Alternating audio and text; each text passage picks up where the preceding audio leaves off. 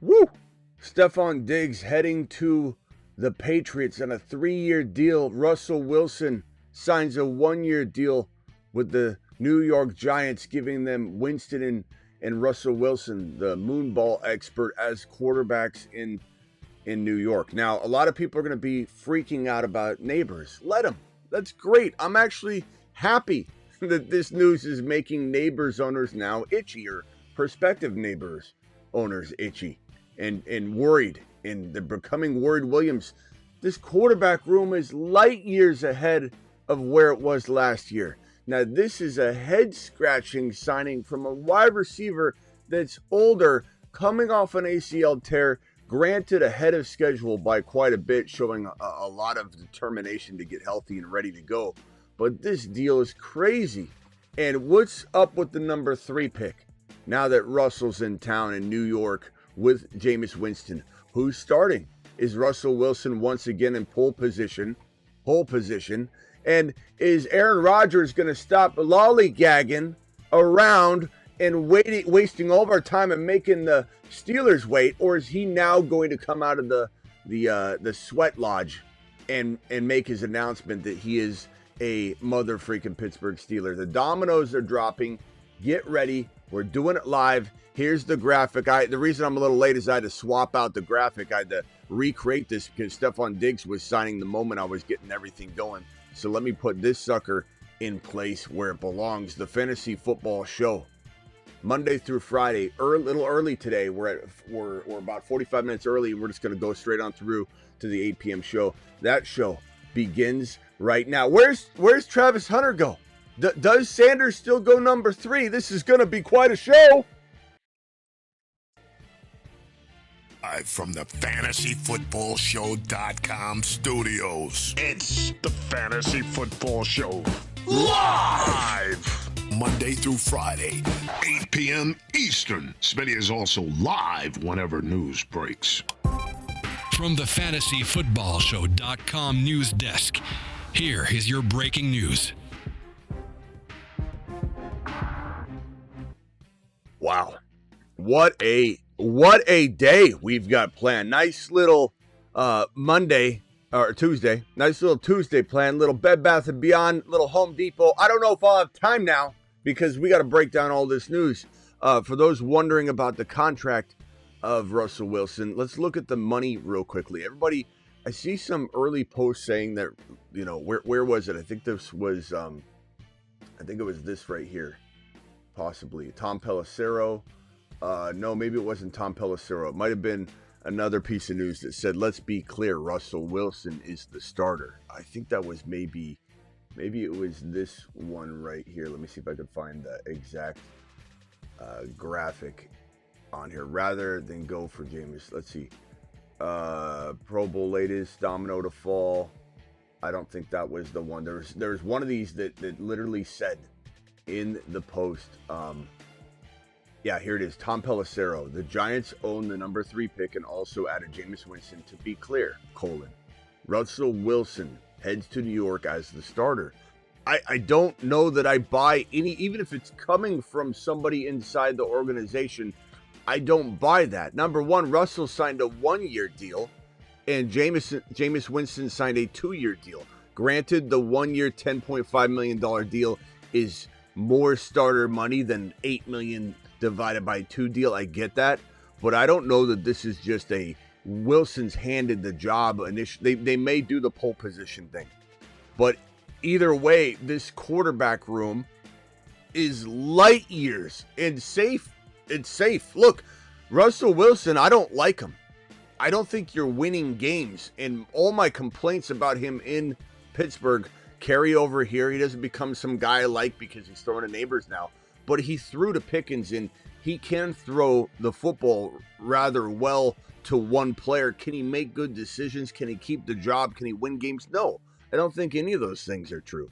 But I do believe that he can throw the ball to Nabers better than anybody did it last year in New York.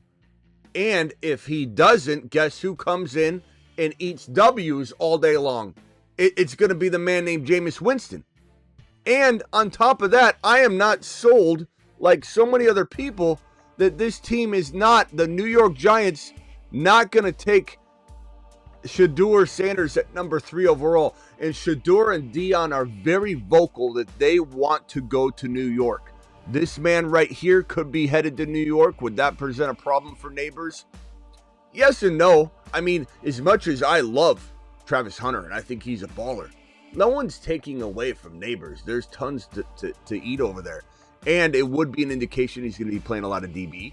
I think he would most certainly be playing 40-50% of snaps at wide receiver. He's going to eat. He's going to do well. He's going to do well per touch.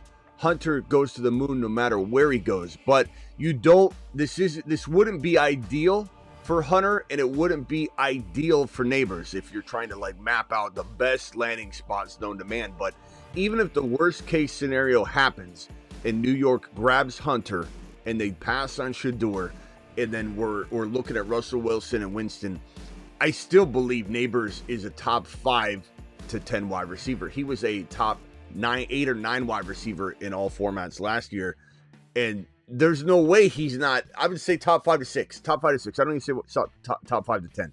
Top 5 to 6 wide receiver in those considered worst conditions, which are not even that dire. I don't believe anybody. I don't believe anybody that tells me that they're not going quarterback here. You know why? Because I still believe that these contracts, this 1-year deal to Russell Wilson, they're not committed to him. This 2-year deal by Winston, even though the money's lesser, they're more committed to Winston than they are Russell Wilson from a contract year standpoint. DeVito's a nothing burger. I still think that they take Shedeur. I think that this QB room is wildly crazy different after draft day. And while it's confusing as to why they go get Winston, why they go get Russell Wilson, then they take Shedeur, they don't know if they're getting Shedeur. So they're trying to plan for the worst. And I think a lot of teams look at what the Falcons did and they said, if you mess up and whiff and take an extra player, spend extra money at QB, it's not the dumbest move. It's a safe move. And Joe Shane, a.k.a. Joe Shinebox, get your Shinebox, Joe. Go get your Shinebox, Joe. And shine my shoes. This guy doesn't know anything. We know 10 times more than Joe Shine. But Joe Shine, Box, and Brian Dable are fighting for their jobs, and they want to make sure their QB room is 100% covered. I don't know. I don't understand how people are petrified of Russell Wilson and Winston as the QB room. The only thing that would be concerning, I guess, for people that I understand would be this Travis Hunter could go to New York. That's certainly a possibility, but that's to say that Cleveland doesn't take him at 2. That's to say that Tennessee doesn't take him at 1. That's to say Cleveland doesn't trade out of 2 and Hunter go 2 to whoever acquires that spot. That's to say that New York doesn't trade down now and say, you know, we'll take Milroe later. Milroe's certainly still in the cards for New York later on. And everything I'm hearing, and none of it is all of it's based in logic and guesswork. None of it's based in fact. All we're hearing now is they still want to add a young developmental quarterback because the Giants only have Winston for 2 years on an $8 million deal and Russell Wilson on a 1-year deal. So why are people saying that there's no young quarterback developmental idea process potential going on in New York? I don't know why they're saying that. They're scared. Scared Scotties. I'm fine. I'm fine with this deal. Like and what I love more than anything is people are scared. I love that people are scared of Nabers now. Now Nabers is kind of somebody people are freaking out. You know who's not freaking out on Malik Nabers? This man, because he's going to Jupiter. The Jupiter men. Jupiter is so large. Every planet in the solar system could Give fit me inside more. it. There are no bigger monsters than the Jupiter men. Give me more Malik Nabers at 10, 11, 12 instead of him climbing to 7 or 8. Give me more of that. I'm not scared at all.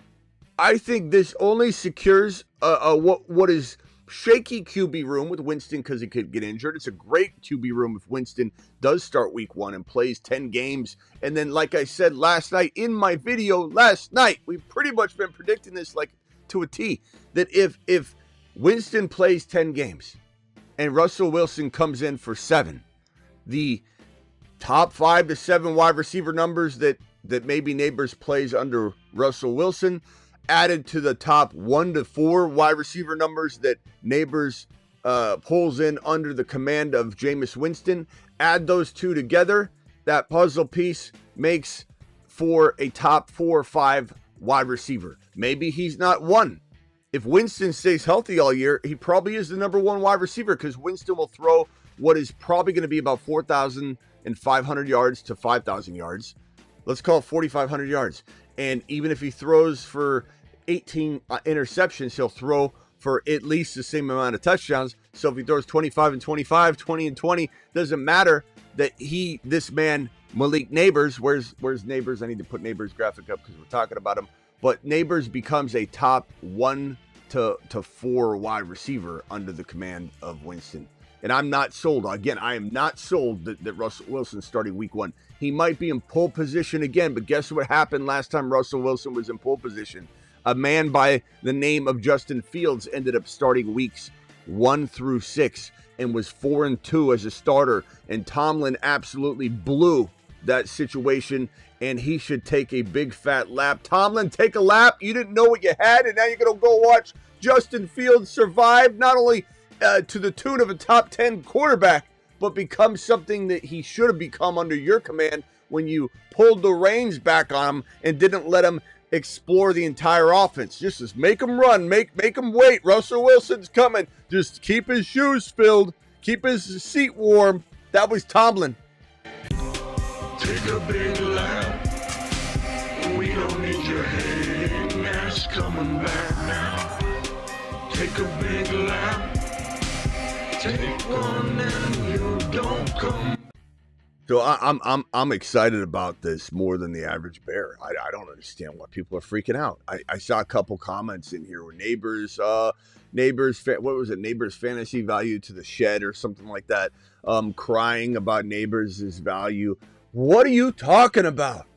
What are you talking about? How are you scared? How are you a petrified Peter over the fact that this QB room is now light years ahead of where it was last year, and Nabers, as he was learning, still not the mature, full blossom version of Nabers that he will be this year. He was wide receiver, 8 and 9, depending on your scoring format. What are we talking about here? What are we talking about here? Nabers to the moon. And actually, let me even pull up to make sure that that scoring is correct, that Nabers was 8 or 9, depending on the scoring. But I don't know what the New England Patriots. Let's go to the New England Patriots while I pull that up. What are they doing? This isn't a good move. I don't like this move at all. I think this was a ridiculous amount of money. I know there's probably some outs, and it probably isn't the amount of money that it seems. You know, these deals are often like that. I'm sorry, Nabers was 6. What am I talking about? 9? He was 6. Nabers was 6. He was number 6. Nabers was number 6. In fantasy football scoring last year. Number 6 with nothing. You think he's not at least 5, one spot higher, if not 4 or 3, with Winston and Russell Wilson? Nabers was 6.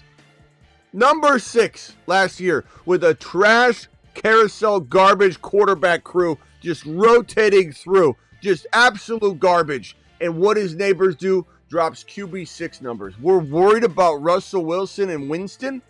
And I still believe, I don't care what anybody says, I still believe that the Giants are potentially going to take Shedeur at number 3 no matter what.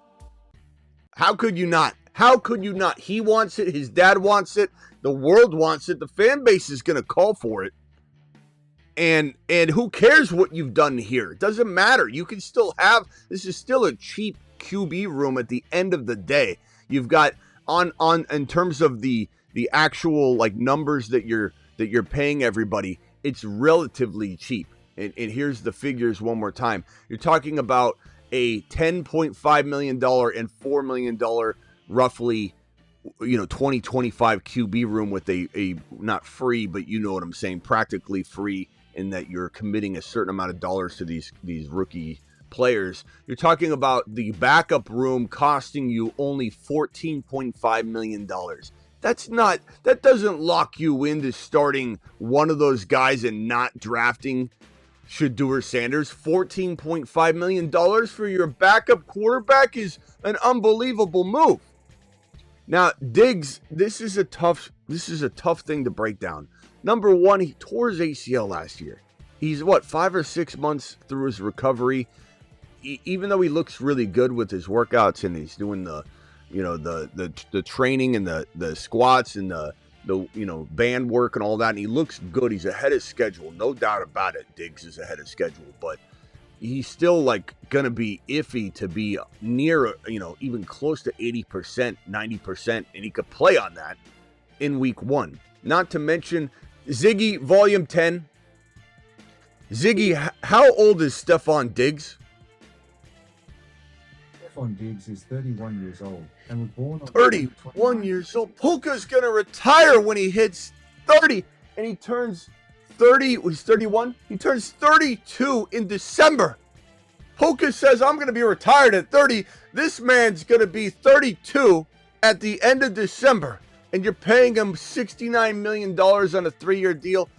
I'll look at the details. This has got to be one of those things where you can get out of this. I don't know that it's gonna be what it's perceived on the surface level. And I went live right away, so I haven't broken down the actual contract to see what the out is. What's the total guarantee? Is this team friendly? Most likely is, but then again, I don't know. This move is head scratching, to be honest with you.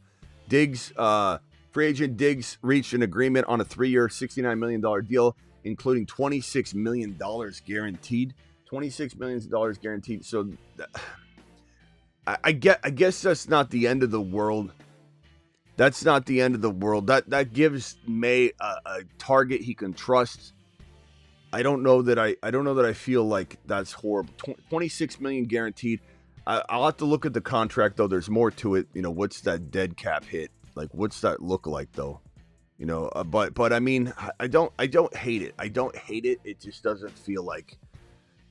It feels like a weird move though. You got a young quarterback you're trying to build, and you're just gonna throw this old dog veteran with an ACL tear in there, and it's better than nothing because you want this guy to Drake May to develop. Now, New England takes, let's say, Tet McMillan or Travis Hunter, then I like it because it gives you a dynamic receiving room.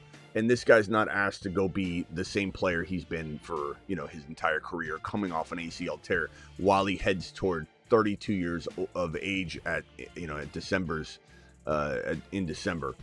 But this is something that it feels like it feels like it could be good.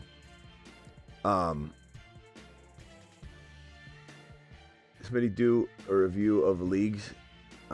Not right now. Kevin, not right now. New England still has a young wide receiver room. They do, in the fact that they've got still this guy, Javon Baker, we like. They still got Polk. I like Javon Baker a lot. It's okay. It's not the end of the world, but it's a lot of money. Even $26 million guaranteed is still a lot of money, but this contract's going to look deceiving.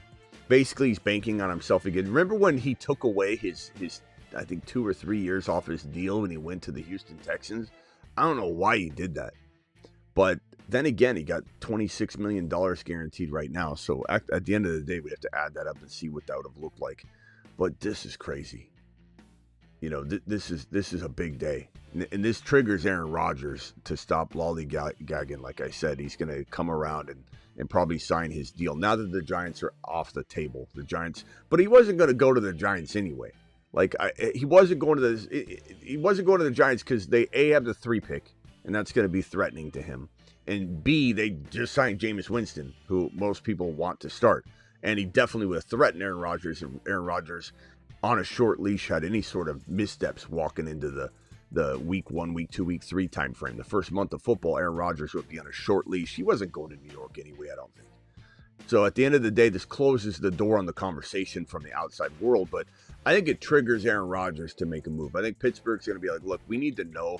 The dominoes are, like, if anything, Aaron Rodgers, Russell Wilson was an option if Aaron Rodgers decided to retire, and now that option's off the board. And so the Patriots are going to be like, look, you got to tell us. We're losing, we're running out of daylight, and we're losing options if you do not accept our offer. But everything I'm hearing is the meeting went well. It was 6 hours he spent at the facility. You don't go and spend 6 hours at the facility if you're just like in a retirement mode. He literally went there, spent 6 hours, had a good meeting with the Pittsburgh Steelers, Everything that I'm hearing is that he'll sign within days. There was a report earlier, actually, that even said that within days, Aaron Rodgers, could be less than days, will announce that he is a Pittsburgh Steeler. And once that domino falls, we have a really good sense of what the potential QB fallout is going to be in the NFL draft. Cam Ward just solidified it that he's the number 1 overall pick. Cam Ward had a great pro day, and the Titans are enamored with him. The Titans aren't going to mess around and not take Cam Ward with this 1 pick. The tricky part, the crazy part will be Travis Hunter. If Travis Hunter goes here, I believe the Giants will take Shedeur. If the Browns trade out and the team that moves in takes Shedeur or Carter or whatever, or the Browns take Carter or the Browns take Shedeur, then yeah, you have a threat of Hunter going to the New York Giants. But keep in mind, he will not be taking enough targets. He'll be productive with what he gets, and that's what I continue to say. He's a supernova on this channel. For people that don't know the supernovas, There are handfuls of Saturn, Mars, and Moon men, but only 8 can be supernovas. I give you the 8 best picks in fantasy football.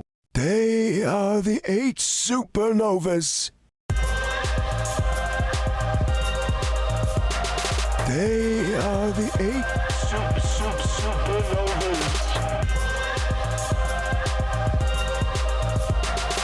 The hateful 8 TBA 1 coming in. This is the council, the graduates, the generals from last year. Look at them. At the 8 supernovas. Such a great group. That TBA is coming in the next couple weeks. I don't know. I haven't decided who it is. Magnificent 8. Get ready. Supernovas. I mean, this is early to have these guys set. Missing 41D, the first flight of the orbiter Discovery, and the shuttle has cleared the tower. These guys are overperformers. I know some of you are going to say there's a lot of big names on there. Yeah, but you know what? CeeDee Lamb how is he a big name when people are letting him fall to 8, 9, 10 overall? How is he getting the respect he deserves when CeeDee Lamb is sitting there at 7, 8, 9, 10, sometimes on underdog? I don't get it. Code Smitty. You can get up to $1,000 on your first deposit. So smash the hell out of that. The link is being dropped in the live chat as we speak, and take advantage of the Nabers freak out. Nabers was climbing to like 6, 7. I'm telling you, this Russell Wilson signing is freaking people out. And for a couple reasons. The 2 layers, one being Russell Wilson, and the other one being that everyone's thinking now, oh my God, they're going to draft Travis Hunter. But as I was saying, Travis Hunter is a supernova. And that doesn't mean that Nabers, like this is, if New York landed Arch Manning somehow, this is one of the best teams in the NFL in a couple of years under Joe Scheinbach's command. And he'd slide in with it all. And he's got to get help to get this done. He's got to get help to make sure this works. But the problem is, do the Giants win enough games not to get that 1 pick? Or are they aggressive enough if they have 3 or 4 or 5 pick, eventually to go get Arch Manning? I think Arch Manning's got to play. I think he can come out after this year, to be honest. So, yeah, he can. I'm pretty sure Arch Manning. Let's ask Kruger if Arch. I think Arch can come out. Yeah. Hey, Kruger, can Arch Manning, the college football quarterback, coming from the Manning lineage, can he enter the 2026 NFL draft? Is he eligible? Hey, Smitty. Yes, Arch Manning is eligible for the 2026. Just making sure. Yeah, we know. Okay. Thank you, Kruger. So, like, let's say they got the 3, 4, 5 pick. Arch Manning, Nabers, Shedeur. I mean, come on. What if they draft Scattaboo or Henderson in round 2 or something? The Giants, like, I could turn this team. And remember I said last night, someone said if I could be a GM of any team, what team would it be? And I said the Giants. The Giants. The Giants have the most potential to turn around and be a contender than any team that's down and out right now. This is the team I would take over any team because of what you can do with this 3 pick, whether it's Shedeur, whether it's Travis Hunter, whether it's Jeanty. I would take Jeanty. I'd take Jeanty if I was at the 2 pick. Jeanty's, in my opinion, the best prospect in this entire draft class.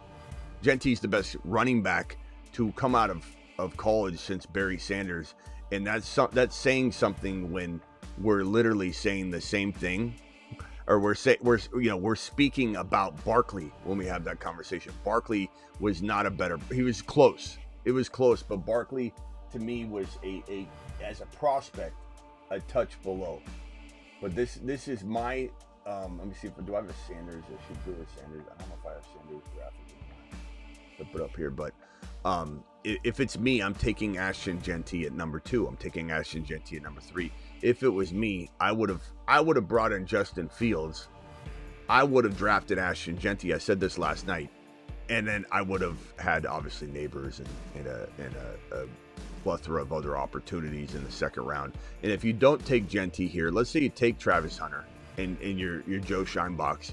You take Travis Hunter at 3. You take Scattaboo or Henderson in the second round, and you have one of the worst teams. You get Arch Manning in the draft. You're a Super Bowl contender within 1 to 2 years.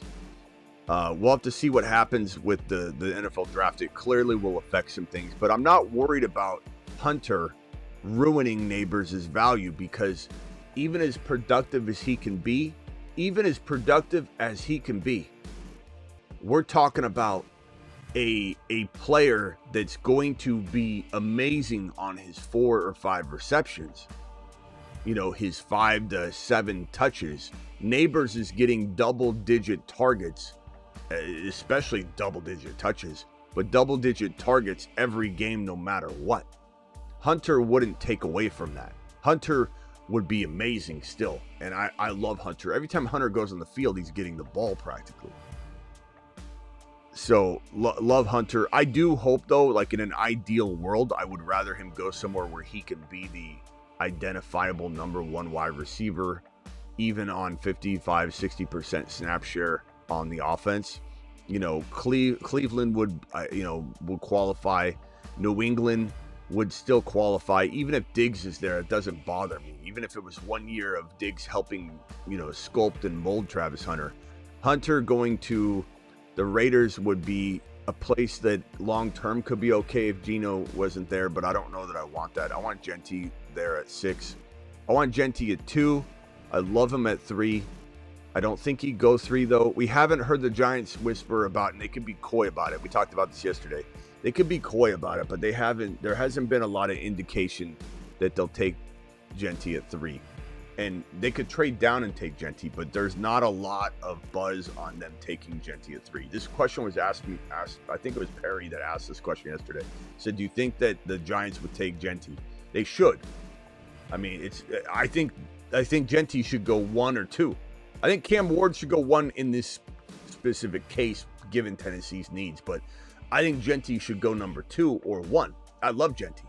Jeanty is the answer, but the question that he asked me was, do I think that the Giants will take him at 3? They could now. The odds of the Giants taking Jeanty at 3 just went up a little bit with this move to get Russell Wilson, but I haven't heard that they're going to lean that way, and it's not like they would telegraph it. I've said that time and time before too. Who's going to tell everybody what their plan is? But we haven't heard that, so it's hard to know. Travis Hunter could break IDP. Yeah, it depends on your IDP scoring. And, a lot of these get your panties in a bunch commissioners out there. These fly by the seat of their pants, change rules, rule-changing commissioners. I hate rule-changing commissioners. You send rule-changing commissioners my way, and I'll lambaste them and tell them how awful of a commissioner they are. Don't change rules based on what you think you need to do. I could just see commissioners everywhere going, we got to take away the points that a receiver like Hunter can get because it's not fair. That's part of the game. Your scoring is your scoring. You change something in your league scoring IDP wise to account for Hunter, you do it on a unanimous vote. You don't get to play games with your scoring and change rules. Rule changing commissioners are the worst commissioners on the planet. Commissioners that change rules should be ousted from their commissioner role. Take a big lap. Can't stand it. Can't stand it. Horrible. There are a lot of horrible commissioners out there, and I'm going to create a commissioner boot camp that you got to send people to. This is the new look Giants, by the way. You got Nabers in the middle. You got Slayton, Tyrone Tracy for now, Wan'Dale Robinson, Russell Wilson. Everybody assuming Russell's a starter. I guess you got to because of the 1 year deal being more, but isn't anybody asking the question about why not give him 2 years? why is he getting 1 year if he's the main guy? Why is Winston getting 2 year deal? I know it's lesser. He negotiated badly. But I don't know. I kind of wonder why people are assuming that this is all said and done. Last time Russell Wilson was in pole position he was in pole position. He's the starter. Tomlin said, well, he's kind of the starter. And then you got closer and it's like, it's a competition. And then Russell Wilson got a calf injury getting out of bed. And Fields came in and said, hold my vitamin water, Russell. Russell grabbed his vitamin water, took a swig. Watched Justin Fields go 4-2. 4-2 as a starter. Took his job, and Tomlin obviously can't see. He's got 50-50 vision. So Tomlin threw Russell Wilson back in, and we know how that went. But anyway, here's what ESPN predicts. A lot of people are saying that Russell's a starter. We'll see. I'd be pissed if I was Winston, though. I'd be so mad right now. And we'll see what happens. But I think Winston's going to take the job. We'll see. But Russell Wilson and Winston together are light years ahead of last year when this man, Malik Nabers, was wide receiver 6. He was wide receiver 6 last year with garbage quarterback play, carousel, just churning back and forth, bad QB play, wide receiver 6. You think Russell Wilson and Winston aren't going to give this man top 3 to 5 numbers? Why are people freaking out on this? I have no idea.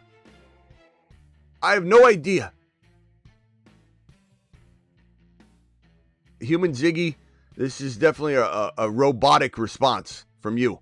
Why would the Giants take Jeanty if they have Tyrone Tracy? That's like asking, why would you go have a filet mignon when you got Taco Bell at home, Ziggy? This is I don't think you taking a lap in a while. I love you though, Human Ziggy. Human Ziggy to the moon. Unless you've got Bijan, Gibbs, Barkley, a couple others, Kyron. You don't say, why would we take the best prospect at the running back position, the next Adrian Peterson? The same thing that happened to Adrian Peterson. Ziggy, what pick was Adrian Peterson in his rookie draft in 2008? 2008 was it? 2010? According to an Alexa Answers contributor, Adrian Peterson was drafted by the Minnesota Vikings in 2007 in the first round. He was the seventh draft pick that year. Ziggy off, the 7th pick. Why did 6 teams pass on Adrian Peterson? Oh, because they had a running back. I'm not quite sure how to... Ziggy off! Ziggy off! Let's see if Kruger knows. Let's see if Kruger knows.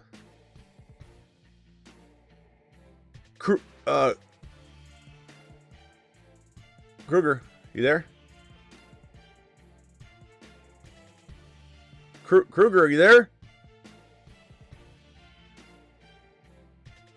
Damn, Kruger, he's down. I gotta reboot him. Hey, Kruger, who were the first 7 picks in the 2000?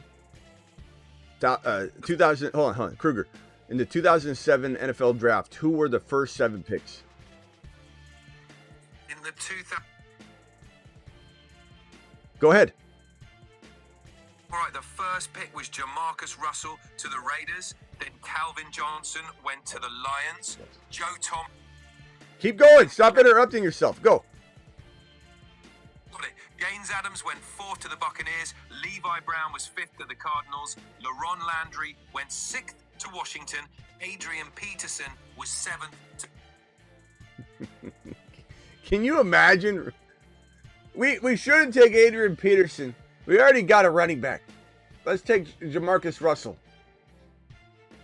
Calvin's fine. Let's open the phone lines and discuss. And Human Ziggy, you can call in too. Might take a running back. I just don't see it. I'm not saying that It will happen, though. There's two different things. Remember yesterday, Perry said, what's the likelihood they take a running back? I don't think, I think this signing makes it more likely, but I don't know that they will. Would I take him without a hesitation?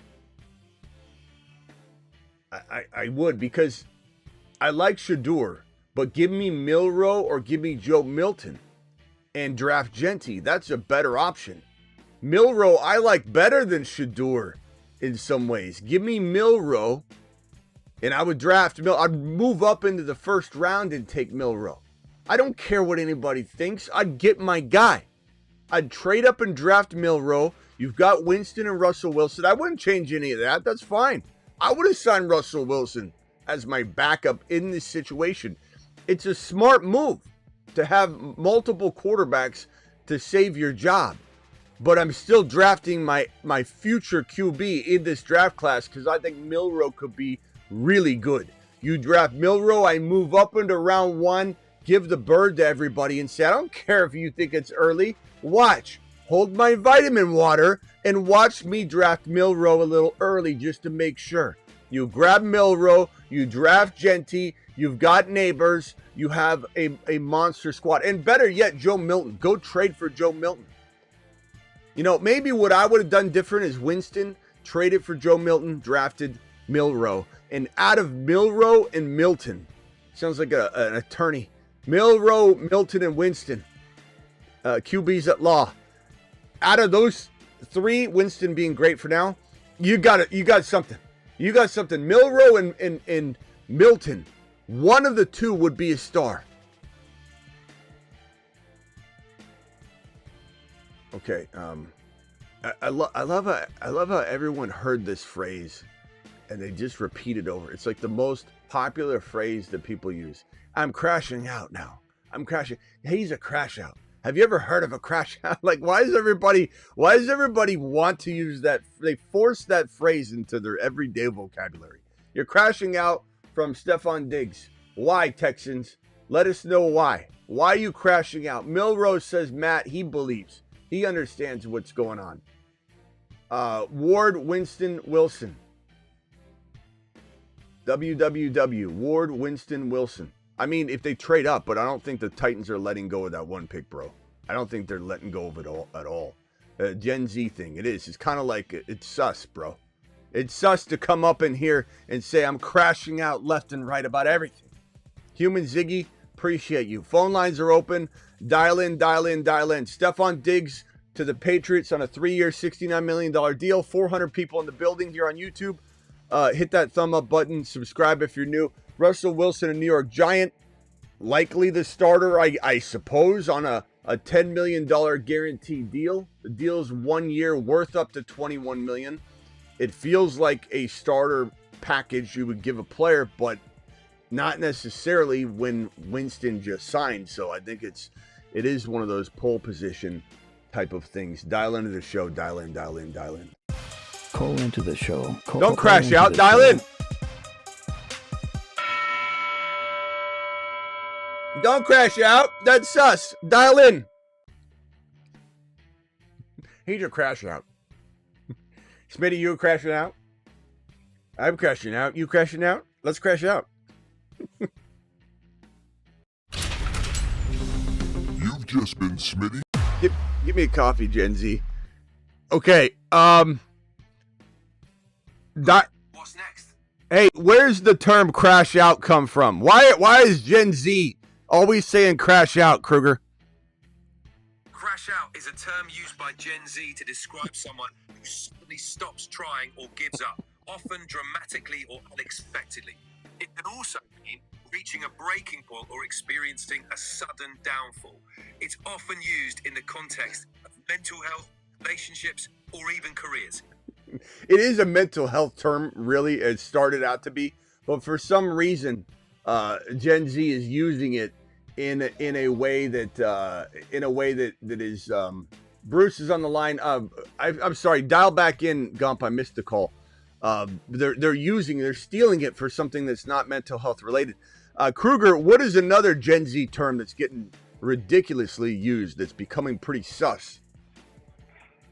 One term that's really taken off is Riz. It's short for charisma and is used to describe someone's ability to charm or attract others.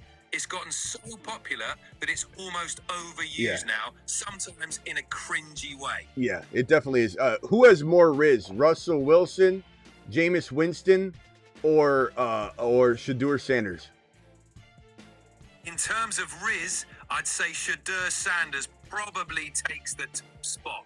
He's young, rising star appeal. Russell Wilson and Jameis Winston have their own charisma. Shadur's got that fresh energy that stands out right now. Okay, last question on this topic. Who has more Riz? One of those three quarterbacks or Ryan Fitzpatrick?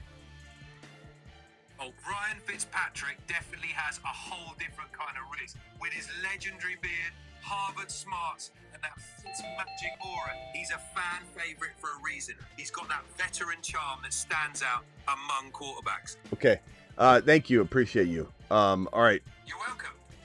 Let's see here. Let's go over to the phone line. We've got Gump on the line as well as Bruce. Bruce, you're live. Go ahead, Bruce. You're live. Hey, Smitty, where do you rank Diggs now, fantasy-wise, or he's just like...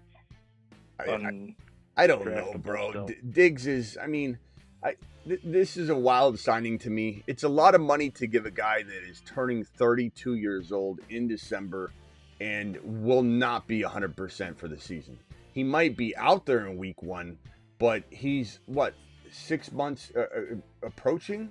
I think he's 5 months, I think. Ziggy, when did Stefon Diggs tear his ACL?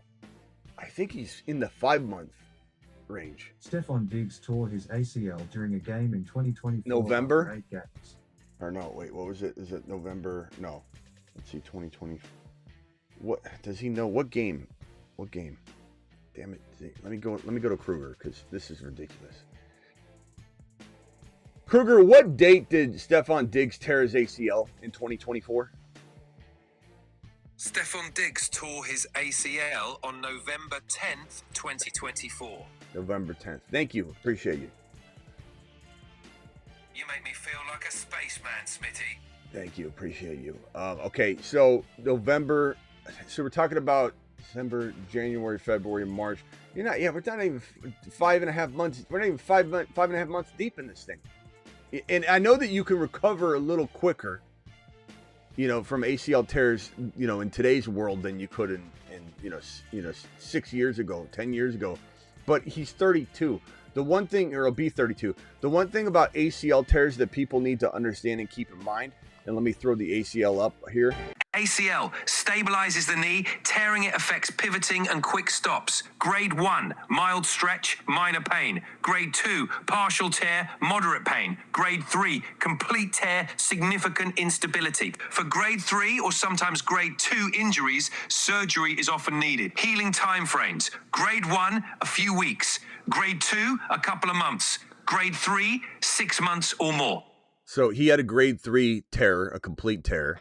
And it's a 6 to 12 month recovery. The 6 month is like for the pristine 21, 22, 23-year-old player. The older you are, not only the tougher it is to come back from an ACL tear and still have a step, but the time frame, the recovery time frame is a lot longer.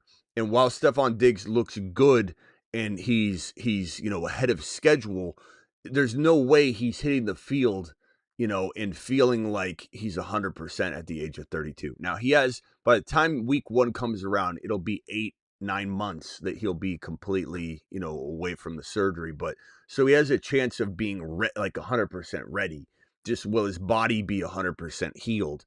And the thing about an ACL tear is when you sever that ligament, your brain actually talks to your knee and tells your knee to move.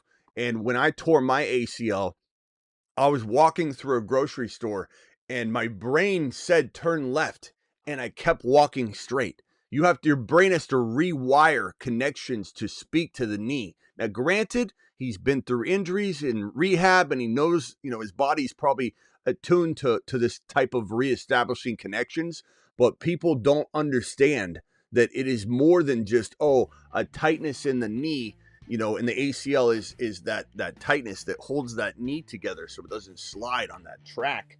And when you tear it, the knee's a little bit more lax, right? So you need to reestablish that tightness to keep the entire integrity of the knee good. It's more than just that. It's a mental connection. And there's a lot going on. The older you are, the more likely. It's just a lot of money to give somebody that is not going to be their same self, which was a 31-year-old wide receiver dropping off anyway. Like, if Travis is out there, I want Travis to call in and tell me his thoughts. Go ahead, Bruce. What else you got? With the Giants signing Wilson, you don't think they're going to end up actually now trading up to 1, or do you think they're just going to sit back at 3 and say, all right, whoever's available at 3, we're going to grab? I don't know that they're drafting Shedeur or a quarterback now, but I think they should. I just don't know. I mean, this is not the smartest organization right now under Joe Scheinbach's command. But, they did draft Nabers. They have done a smart job of making sure there's a quarterback there to deliver the ball to him this year. So giving whoever's helping Joe Scheinbach make decisions right now, give that groupthink credit. Maybe he's not in full control right now. Maybe he's scared to death to make the wrong call, so he's got a lot of help. And maybe his son, who said draft 85, is helping guide him. But I do believe they look at Shedeur. I don't think they trade to the 1 because I don't think Tennessee's going to answer the call, Bruce. I don't think they'd be interested in trading out of Cam Ward no matter what. I think they're sitting there going, Cam Ward is solidifying himself as not only the top quarterback in this draft class, but in a lot of people's eyes, he would be comparable to Drake May, to Penix Jr., to Bo Nix. If you threw him into the last year's draft class, he's not better than JD5, but you could make an argument that he's right up there with the other guys. Not that he'll be better, not that Nix won't surpass him. I'm not saying any of that. But you'd have a dilemma, at least, where some teams would like Cam Ward as the second quarterback if you could go back in time.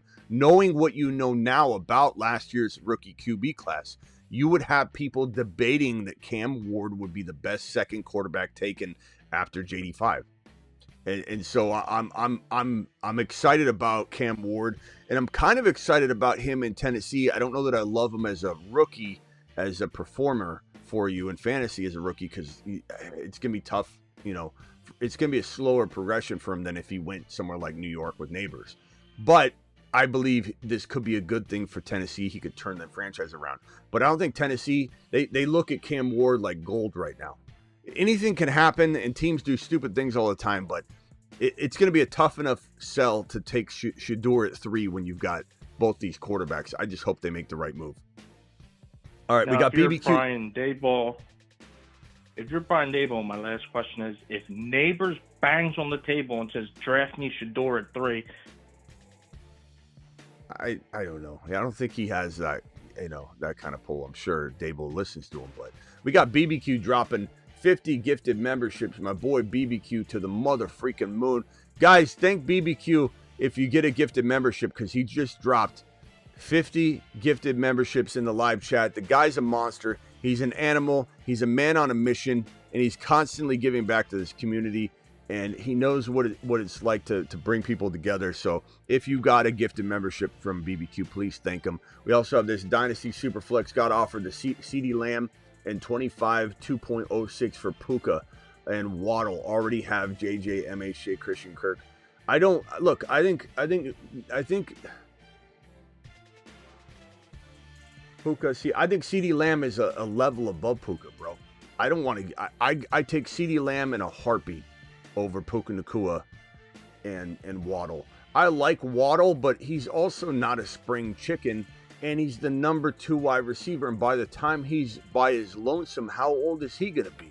Ziggy, how old is Jalen Waddle? Jalen Waddle is 26 years old and was born November. So he turns 27 this year. So that means that he's playing 27, turns 28 during next year. Turns 28 during next year. Maybe Tyreek Hill is gone then. Maybe he's retired. And so he's got a couple years left. You take CeeDee Lamb in a millisecond over Puka Nacua. I'm sorry. I know Puka Nacua owners don't want to hear it, but the man's already said it. He's retiring at 30. There's no shot at him playing long. And even though 6 years could be a long time, he's injury prone and he plays overly aggressive. I would take CeeDee Lamb in a heartbeat. And then G6, thank you for the super chat. Smitty, I got offered Nabers for Garrett Wilson and Breece Hall. Damn, bro. I currently have Breece and Kyron.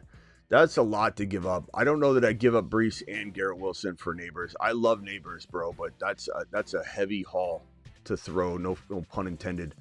What's the chat think on that? Yeah. Would you give up Breece Hall and Garrett Wilson for Malik Nabers? Drop it in the chat. I think on this show people are going to say no because they're a little bit worried about Nabers. They shouldn't be. That's not why I'm saying no.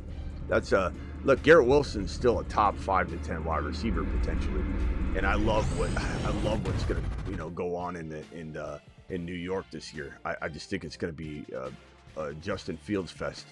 So keep Breece and Wilson. Heck no way. Yeah, everyone's in agreement. That's too much, bro. It's too much. BBQ here to make us look poor. Take my $2, Smitty. Thank you, Coble. Appreciate you dropping anything you drop, my man. Don't even sweat it. Appreciate you.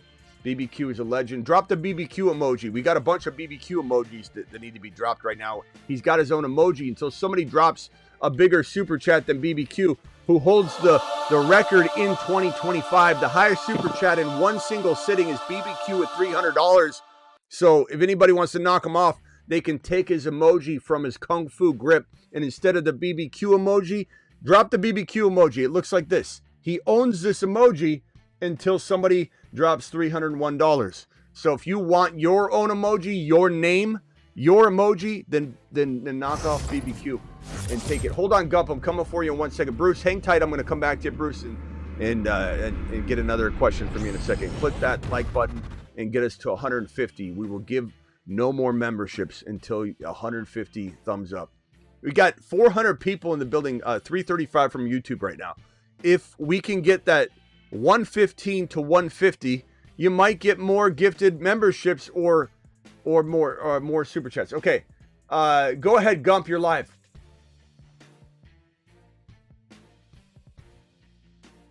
I guess Gump hung up. I don't know. Kyrie Boston, you're live.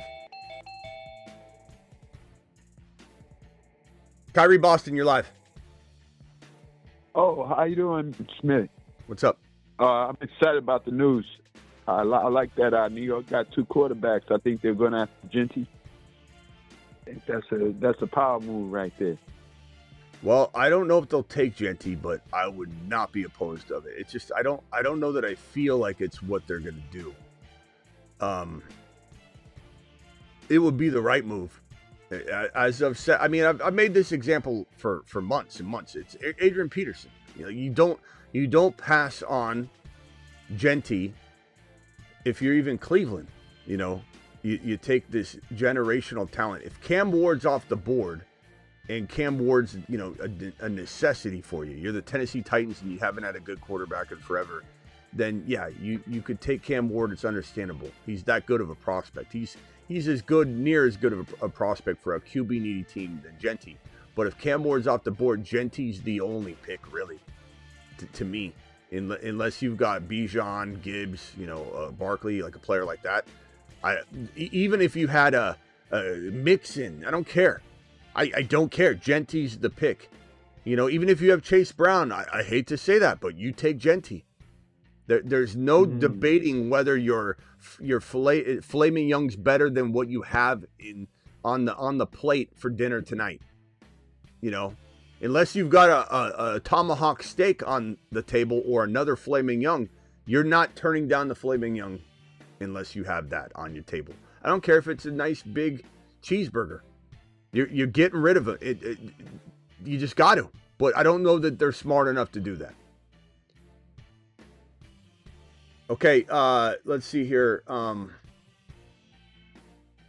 ahead, Kyrie Boston. You got another question real quick?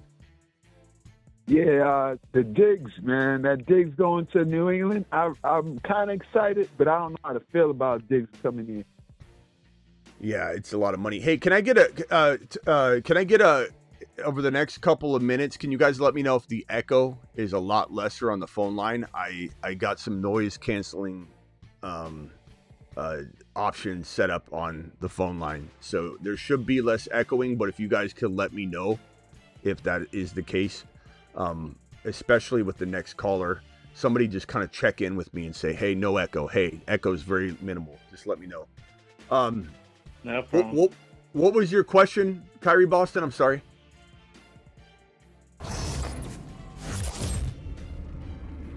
In New England, because I think he kind of played Oh, as Diggs. polarized. Yeah, Diggs.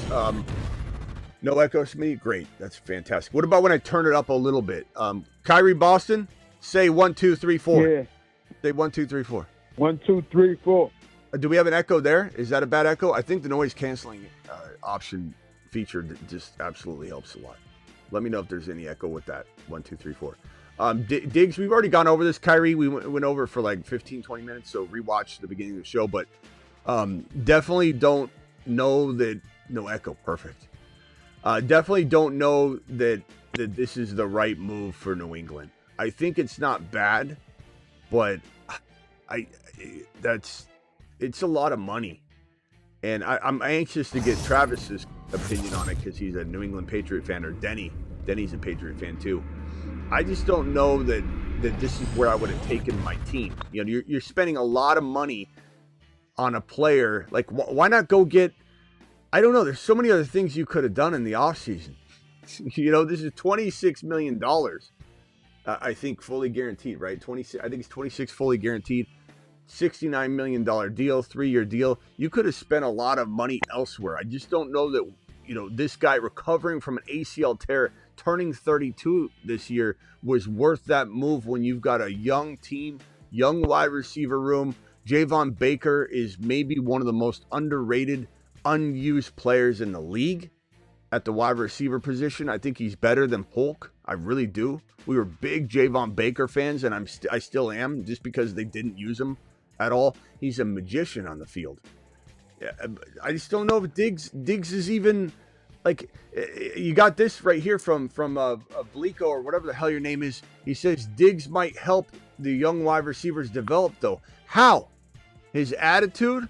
His diva mentality? The fact that he doesn't get along with a lot of locker rooms? The fact that you interview people in the locker room and you say, who would you least like to date your sister? And the entire team says Diggs. And you can say, oh, that's just because he's a dog, Smitty, but he doesn't get along with everybody. He's obviously a locker room cancer. They got him, they ousted him out of Buffalo in the middle of a monster year. He had a tremendously good first part of the season, and Buffalo, on good authority, said we're going to phase him out. No matter how good he's doing, we're not going to throw to him anymore. We're going to move on. And in the middle of the year, they stopped throwing to him. He complained, he cried, they got rid of him. He constantly bad talk Josh Allen. Like, I mean, this is the guy that's going to mold your wide receiver room. Why bring him in? You got Drake May, young wide receivers, a chance to draft Hunter potentially. You have you probably could trade up to that pick, I imagine, especially if, you know, I think you could probably trade up to get Hunter. I think Cleveland would be vulnerable for it. I think they don't know what to do. Cleveland's in flux right now. You could easily go, hey, take 4 and sit back and relax a little bit, okay? Take our pick number 4. We'll take your number 2. We'll get Travis Hunter, and you can still get Carter. You can still get a guy you're considering here, right here, and that's your worst case scenario. If let's say Shador fell to you at 4, you'd have a lot less fear of that not working out at 4 than 2. I could get on the phone right now with Cleveland and talk them into anything. I could talk them into giving Deshaun Watson another $250+ million contract. They're so dumb over there sometimes. I think Cleveland is I don't know who's who do you... Hold on one second, Bruce. Let me just merge this call. I'm sorry, Bruce, what did you say? What was the question you had? I said you got to run one of them organizations. The Browns or the Giants. They're both horrible. Giants are going to turn it around, though. Giants are going to turn it around, though. I mean, you got to remember, they still drafted Nabers, as bad as Joe Scheinbox is. They still have Nabers, and they're in a pretty good position right now. They could screw up 3. They could trade down and not take advantage of that placement that they have there. I don't know, man. Is the echo still gone, guys? Let me know if the echo's gone. I don't know. I'm not sure what to say here on Diggs. Again, maybe Travis will call in and we'll get Travis's take. I got Man, Gump on the phone. I feel like you feel about Diggs, man. I feel like Diggs could be a cancer in that locker room. He is a cancer in every locker room. No echo, perfect. That's beautiful. Man. The echo cancellation worked perfectly. That's fantastic. Thank you, Space Ricky. Thank you, Joe. Thank you, Matto, for acknowledging. At least we got a number one wide receiver, though. But I mean, do you? Do you, though? I don't know if he is, man. I don't know. We'll see. I think Javon Baker, focus on using him. Now Javon Baker's one more degree of separation away from the starting lineup. You may have just set your team back. Let me just put that out there. You may have set your team back by bringing Diggs in and paying him so much money that you can no longer start Javon Baker when you maybe could have. And now you're not gonna. And Javon Baker's better than Diggs. At this point in Diggs' career, Javon Baker's untapped. No one even knows how good he is. I love him. He was a midseason monster. He was a moon man at one point. We had him on the moon man list last year. And when we started falling out of favor, we took him off. I love Javon Baker.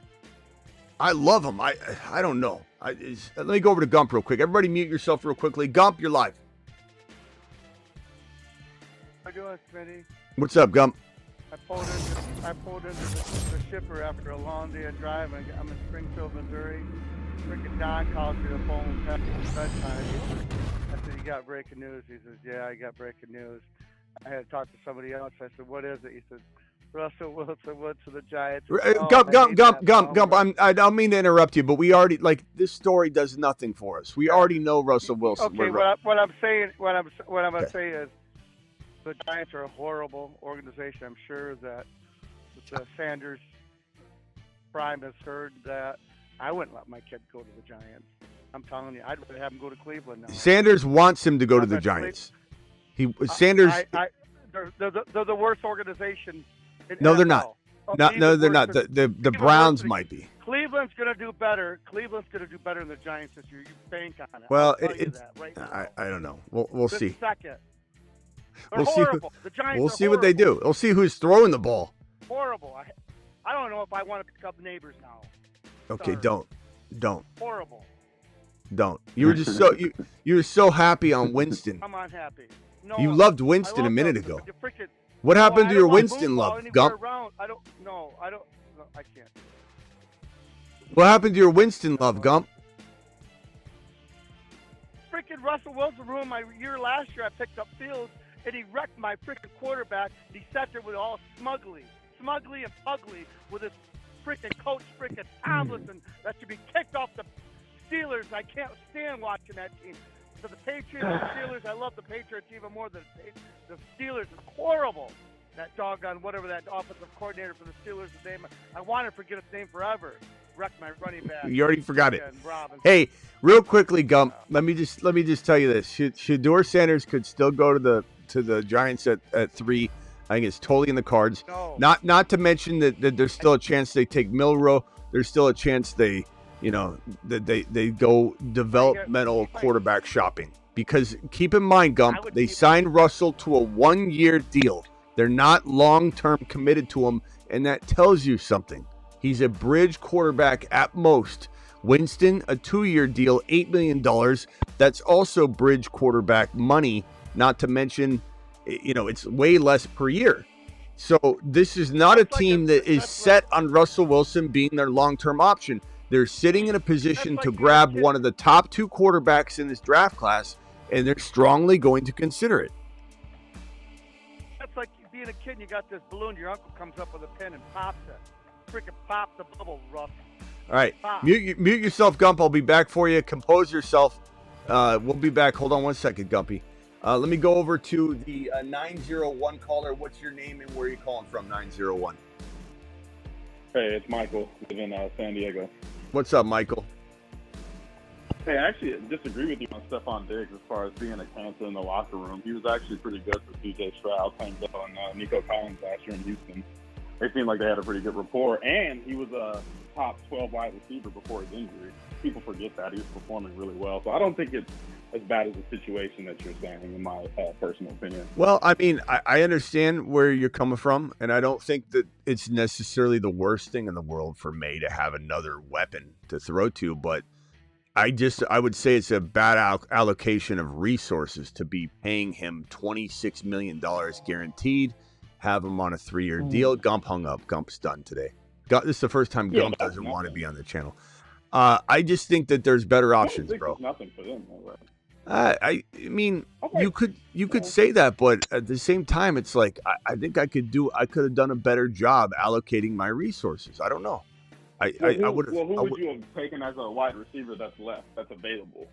Well, I mean, you had. Let's go over to the free agent board, which it's not updated, so I don't even know if I want to show this. Like, I'll take Diggs over Amari Cooper at this point. I feel like.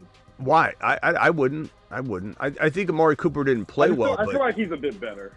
I'd take Keenan Allen. I'd take Keenan Allen over Diggs. Diggs is coming off an ACL tear, bro. He's coming off an ACL tear. It's not like he's gonna be. Keenan Allen said he only wants to play for the Chargers of the Bears, right? So. Well, I'm just telling you, there's other ways to build. Not to mention, I believe in, and I saw the comment in there saying, "You come out, Diggs is better than Javon Baker." Diggs is coming off ACL surgery. He's turning 32 years old. Doesn't matter how good you remember Diggs being in your mind. He's coming off a torn ACL at 32 years of age, turning 32 this year. It's not the same player he was pre-ACL tear. He's not 21 years old. He's not a spring chicken that can just pop back. The compensation injuries alone for him. Do you realize the odds of him having a hamstring injury this year are astronomically high because he's 31 years? There's a chance you wasted all this money. That's all I'm saying. I'm not saying it can't work out. I just don't think it's the right move for a team that's young. And you got Javon Baker, who was grossly misused last year. It wasn't used at all. And I think that you got to get him in a position to prove he is what you thought he was when you drafted and double dipped on wide receivers. Double dipped on wide receivers, double dipped on quarterbacks. I mean, New England had some, I think, intelligent picks. But you got to use these young wide receivers, and you just put one of them potentially on the shelf with this move. And now you're obligated to keep him in the lineup no matter what. And he is a locker room cancer, bro. I mean, he may have done all right in Houston for a bit. What do you mean you disagree? What do you mean you disagree? I'm going off of recent information. Okay, and I'm going off of a very, very spiraling out of control relationship with his former team, where nobody wanted him on the roster anymore, where the team ousted him out of the roster. So yeah, we got an example of where he may have done okay. They didn't want him back. I mean, they said the door was open, but was it really? I mean, they didn't try and go get him. To pay him what the Patriots paid him. I think they would have had him back at the right price, but clearly they weren't going to pay Patriots. Well, if they loved him that much, they would have made it work. They would have thought he was worth it. Obviously, they thought he wasn't worth it. Yeah, maybe, I don't know. I mean, the numbers look good. The numbers don't look good. He fell off the face of the earth in Buffalo. Okay, in fantasy worlds, they pretty much everyone thought, okay, this guy's cooked. He's on the verge of cooked. Even though they phased him out and they admitted they phased him out, they're like, this guy's cooked. He goes to Houston and he tears his ACL, and now he walks into a situation where he'll probably be ready for week 1 because it'll be 8+ months that he'll be out of ACL surgery. Or he might have waited. I forget when he had the actual surgery, but he tore his ACL in November. He at 31 years old, turning 32, he can't be his former self, bro. It can't happen. And he's going to be I'm not claiming he's going to be his former self. I think he's still productive. He was a wide receiver, too, last year behind Nico Collins. I'm looking at his game log. He's got 94 yards, 82 yards, 77 yards, 81 yards. Like, I'm not saying he's going to be the same big as Buffalo, but that's still a contribution. I'm not saying he's not being a contributor, but bro, you're paying him $26 million guaranteed. You're paying him like he's Chris Godwin or T. Higgins. Like, what are you talking about? Took bad deals, but those guys took bad deals. They could have gotten more. Okay, now but you're making excuses for everything I throw at you. It's if it's he's a cancer, well, he wasn't, in his last home, or if his money. So no, you're trying to massage this into place so that you can accept it. But everything I tell you, you have an excuse for. That he signed a deal that he's getting money that Higgins got or Godwin got, and now they signed bad deals. Well, yeah, he's a 31-year-old wide receiver coming off an ACL injury. Those guys are still in Right. their 20s, and they're still playing extremely well, and they took the same money as him. That's what I'm saying. But he wasn't a cancer last year in Houston. There was moments. It wasn't all rainbows and sunshine, but there was a few reports. But look, he just got there, bro. Like, I mean, what are you talking about? What are you talking about? I mean, all I know is the whole team loved him. Okay, all I know is you're making a lot of excuses for him. I know you're making a lot of excuses for him, and every time I give you something, you say, "Oh, well, there's a reason for that." Like, "Oh, those guys took bad deals." I'm telling you, it's a bad allocation of resources. I'm not saying the idea or concept of bringing Diggs in is the mistake. I think paying him $26 million guaranteed, having him on a 3-year, $69 million deal, when you've got two young wide receivers you deemed good enough to draft as an organization, and now you're what? You're just going to let Diggs train them? Diggs is the guy that's gonna cultivate these wide receivers. He's not that kind of person. He's not a guy that's going to train and help players along. He's a locker room cancer, and everyone knows that, bro. Like, they must not feel very well about Polk and Baker if they brought him in, is what I'm thinking. Well, then that's on them. But all I know is this is not Diggs coming into the situation healthy.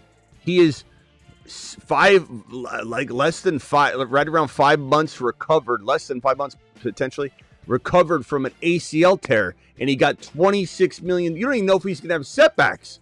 He's 31 years old. The compensation likelihood of a hamstring, something to go along with an ACL tear or ACL recovery season, especially when you're rushing it, which he'll be rushing it because at 31, 8 months is rushing it. It's a 12-month injury that the NFL is pushed into 6 to 7 to 8 months now.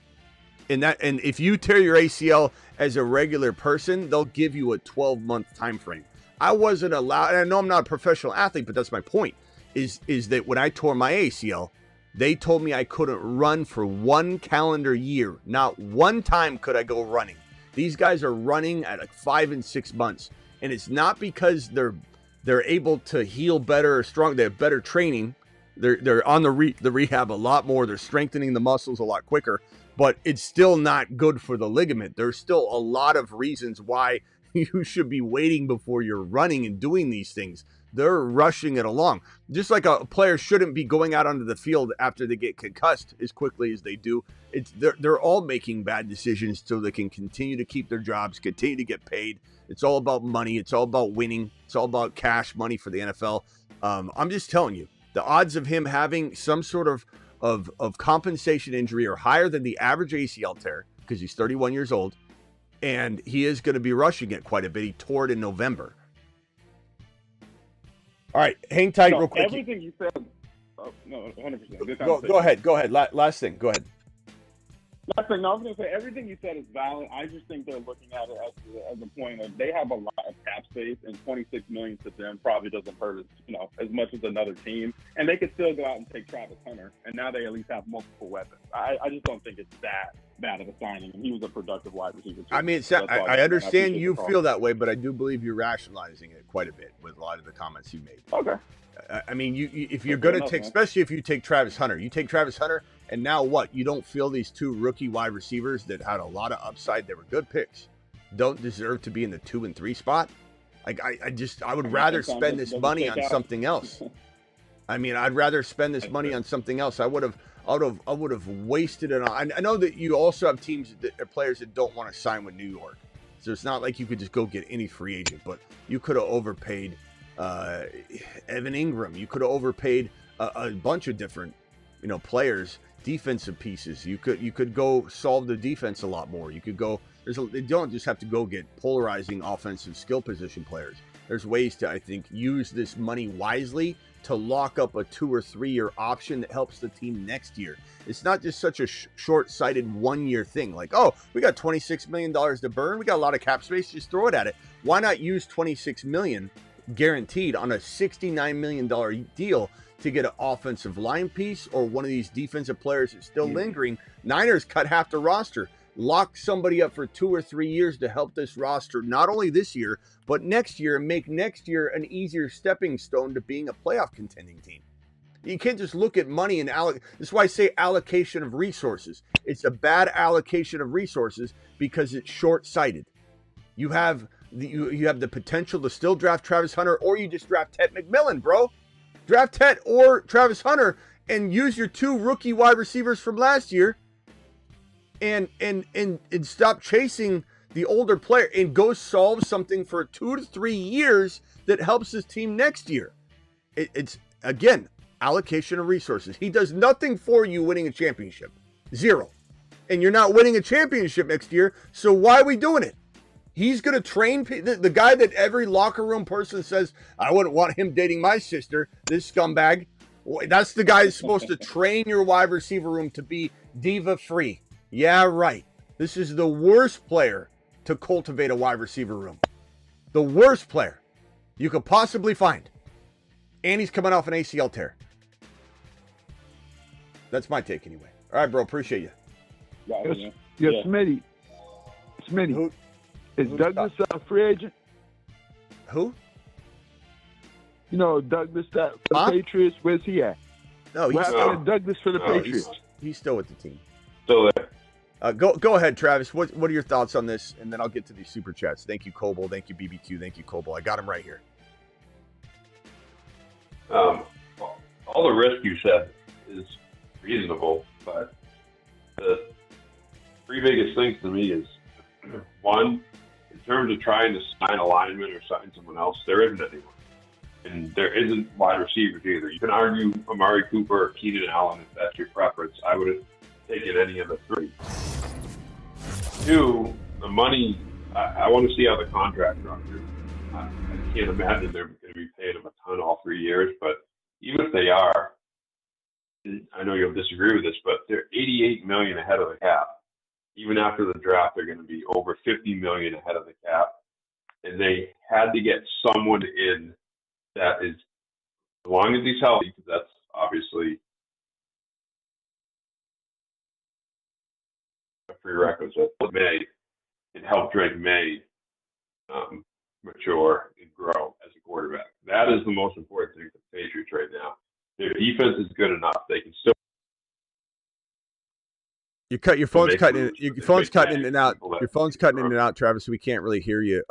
We got the gist of what you said, but it's cutting in and out. I don't know if there's a way to get moving in another area. But while you do that, I'll just say to answer some of your points. I get that perspective, and that's what the previous caller, I think it was Michael, said. But the thing about it is, again, to me, I don't. The premise that he's healthy, you were so far away from even knowing that. He's so quickly removed. He's so short removed from the ACL surgery itself.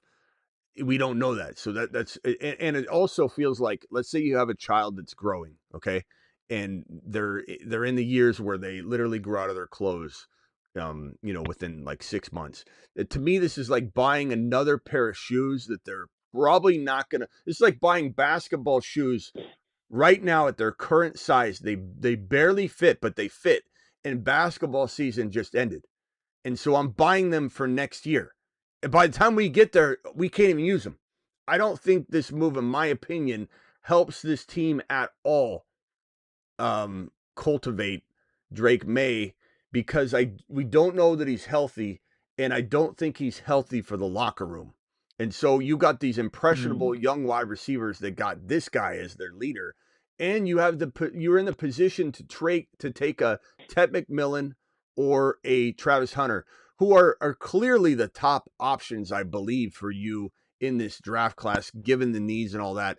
It just feels like a waste. It feels like you're buying something you will not be able to use and utilize. And I do believe that there are still some defensive players you could allocate this money to that would make some sense. There's still a lot of names out there to grab that can help for multiple years. So even if it's not an offensive lineman per se, but also you could have used this money earlier. So it's still at the end of the day a misallocation of resources when you could have got some of these players that teams have been pulling in with this money. You could have lured in a lot of different pieces. So it still feel well like Evan Ingram, for example, or half of the players that the Chicago Bears signed. Like you could go after somebody instead of waiting, and it feels like this is like the guy at the auction draft that saved his money, and then all of a sudden it's like, damn, I got to spend it real quick. Let me throw it all on Stefon Diggs. Yeah, that's how I feel about this. You know, it's like you're pushing in all the chips just because they you're like, offered people a ton of money. I got extra money. We got turned down by a ton of people. I don't disagree that they're a team that's going to be hard to, I think, sell to other, but like even Justin Fields, like, or, I'm sorry, not Justin Fields, Evan Ingram. Why, maybe he wouldn't have come, maybe he would, but you could have thrown money around in ways that I think could help this team for 2 to 3 years and not just a 1 year, $26 million, situation. So I don't know. I mean, Ingram would have been fine. I've said all along I wanted them to sign a veteran receiver and draft a receiver. So but at 26, if they do that, they're in decent shape. But at $26 million, I feel like you could go get Keenan Allen for like 12 or 10 or something like that. I don't know. And if he would sign them, Amari, I don't know. But do you even need a veteran? Do you even want a veteran if you do take Ted McMillan or Travis Hunter? Like, wouldn't your wide receiver room be plenty full anyway? Like, why do you need a Diggs in there? Because again, you're stepping on the development of either Polk or Javon Baker. And I do believe that the Patriots made smart draft selections in both those guys. I think doubling up like NASA on it was the right move. And this only solidifies if you take a receiver in the draft that one of those guys is going to get underdeveloped. That's the only thing I'm saying. And I think Javon Baker is a potential sleeping giant. And I have a feeling that this move makes him never developed. So if you ask me, I wouldn't have done this for that alone because I believe in Javon Baker. I think Javon Baker's a talent. And this right here might make him never, unless he gets hurt. Diggs gets hurt and then Javon gets his shot. I don't know. I just don't like it at all. I just think if it was like a $10 million a year deal, it's 10, 12 million, but 26 million guaranteed when the guys, you don't even know if he'll be healthy. I mean, that's crazy. Yeah. To me, the money isn't even a concern. Like, I'm not even looking at the money. It's a matter of getting the player in here. And you have to start getting people in here and taking chances on them if you want to sign anyone else of any, magnitude on the offensive side. Nobody wants. It's a complete. But Travis, don't this seem desperate? No one wants to sign. But I just don't like it. I think that if you let's say they don't take Hunter or Ted McMillan, then now at least the argument can be made that hey, at least now Javon Baker and Polk and Diggs can all find roles. That's stupid though. But yeah, so I don't understand it. I think if you take Ted McMillan or Travis Hunter, I believe you're stepping on the progression of Javon Baker and I think Javon Baker at this point, and I don't care what anybody says. There's a couple people in the comments that ridiculous. I'm saying it. I'll say it again, and I'll continue to say it. Javon Baker is better than Diggs in terms of the physical skills and talents that he has. It's hiding. You haven't seen it yet. Of course, you can't make the statement that Javon Baker's outperformed Diggs. He hasn't. But I would rather have Javon Baker in my lineup than Diggs. And if they take Hunter or Ted McMillan, that means that you're taking Javon Baker's opportunity away. And you'll never know who he is, how good he is. You drafted him for a reason. He was a camp marvel. He's catching footballs that no other wide receiver was catching. He had the skills, and deep dynasty circles loved him. I don't necessarily think that's the case. The one thing, Booty could lose time. Kendrick Bourne could lose time. I mean, they still, from everything I hear, like Baker. I think they're more worried about Polk.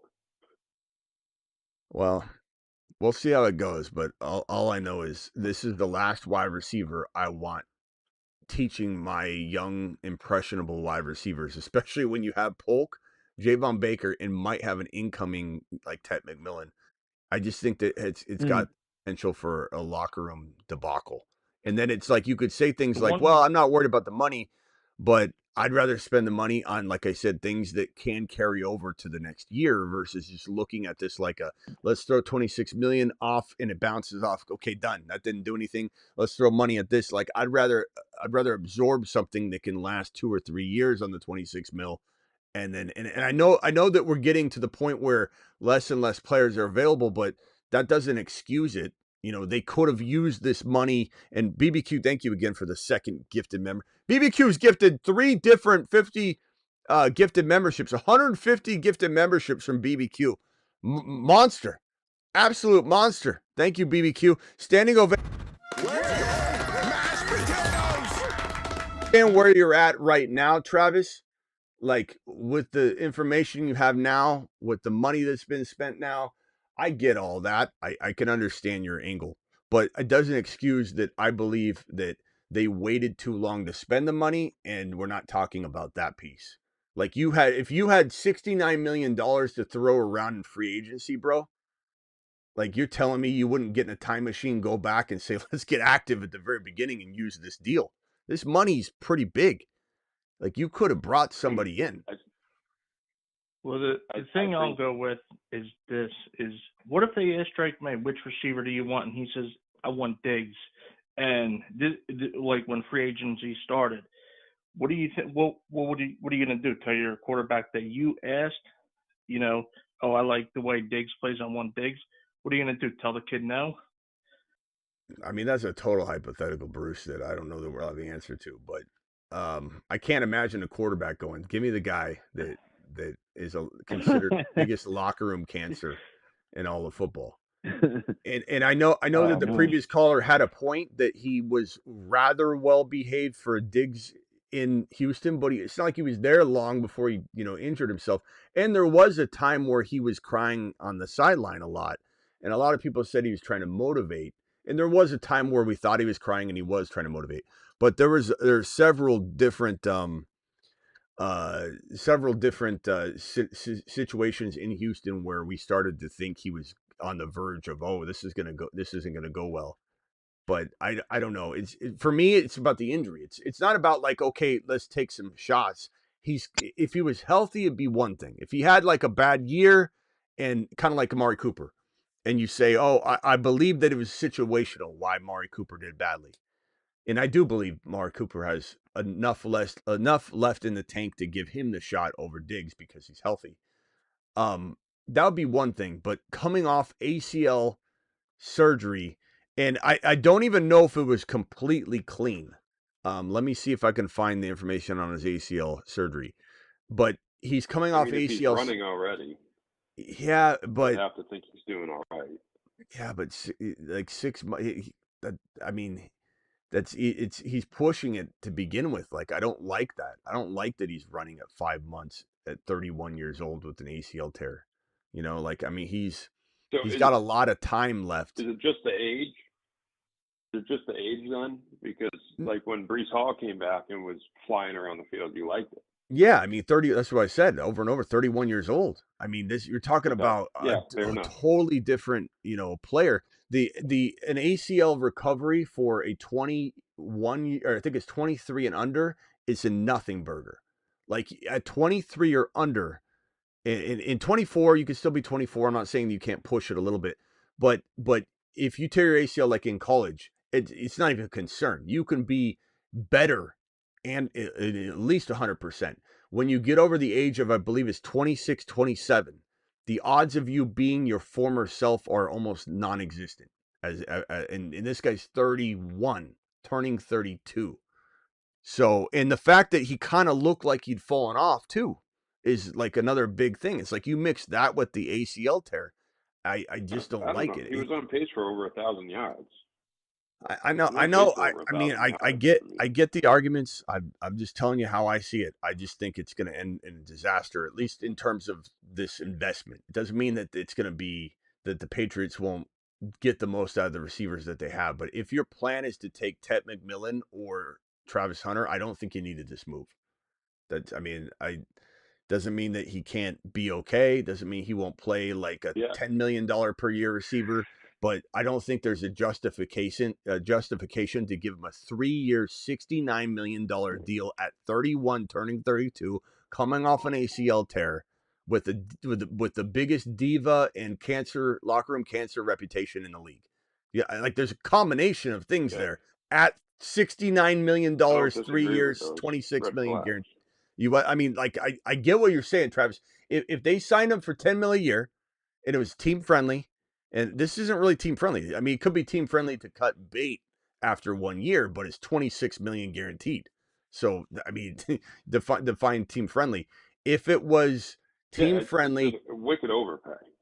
Yeah, if it was team, I just don't care. If it was team friendly, Travis, 10 mil, not going to affect them. I'd be okay. Can I say something real quick? But it will affect them because, like I said, and I know you're saying that it's hard to imagine them signing another player because no one wanted to go there or whatever. But like this money could have been used for a multi-year player, is what I'm saying. Like I'm not saying it would have been easy. I'm not saying that it's I could give you who. Well, that's what I'm saying. I can't give you a list of players, but maybe they didn't go aggressively after enough players. Like I can't just because they didn't sign anybody doesn't mean they weren't piss poor at making the negotiations or offers. Did they try hard enough? I wasn't in those rooms. I don't think we could just assume they did a plus job in the offseason trying to use this money. I mean, this is not something we're not privy to all the information, but you can't tell me that they couldn't have made a better investment. There's no way you can tell me that. A 3-year offensive line. Yeah, of course, for the money, yeah. But that's all I'm saying. Like so I don't like it. I'm not sweating. What about the I agree with offensive all line? We could have got some free agents. Who? Again, who? But again, someone. They went after two centers and they signed somewhere else. They didn't want to sign with them. But I think tackles that were on the market were mediocre to crappy, and they got way overpaid. So that would have been an overpayment too. I'd rather roll the dice and still keep building the line through the draft and smart signing. I'll roll the dice on a wide receiver, and if he sucks, I'll cut him after him. I don't think we can just say who though. There's a lot of free agents, Travis. I mean, we can't just assume that they did the best job negotiating those deals. Like we can't just because they didn't land somebody doesn't mean they made the right offers the right way, were aggressive enough, overpaid a little bit to get the right person in. But to suggest that $26 million guaranteed can just be thrown into the wind instead of using it in a way that impacts next year and the year after on a 3-year deal is, I think, the reason that the New England Patriots are in the position that they're in right now. I think it's a bad allocation of resources. I think you made investments in 2 young wide receivers and you have the chance to draft one of the, if not the top wide receiver in the draft class. Majority of everybody considers Ted McMillan the number 1 wide receiver. And even though I believe, and a lot of us here believe that Hunter's the number 1, they're getting probably the number 1 to a majority or a half of everybody believes they're getting the number 1 wide receiver. I just don't see this as the right move. Hold on. Let me go around the phone line real quickly because we're dancing in circles on this. Yep. And let me go to Kyrie Boston. You trying to say something? No, I just thought the offensive line needs some help, man. That money could have been used towards a couple of good offensive linemen, I thought. Yeah, I mean, who knows what they could have done. It's hard to say.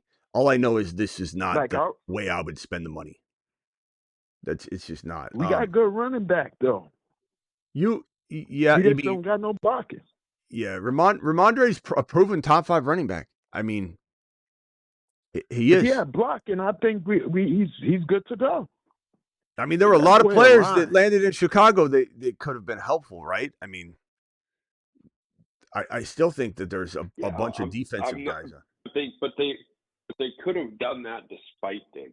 Is what I'm saying. Is if you want to criticize them for not doing it, but not they could have done both. But I still believe that this is a waste of money. So why do it? Is what I'm saying. Like if they're going to be holding on to a certain amount.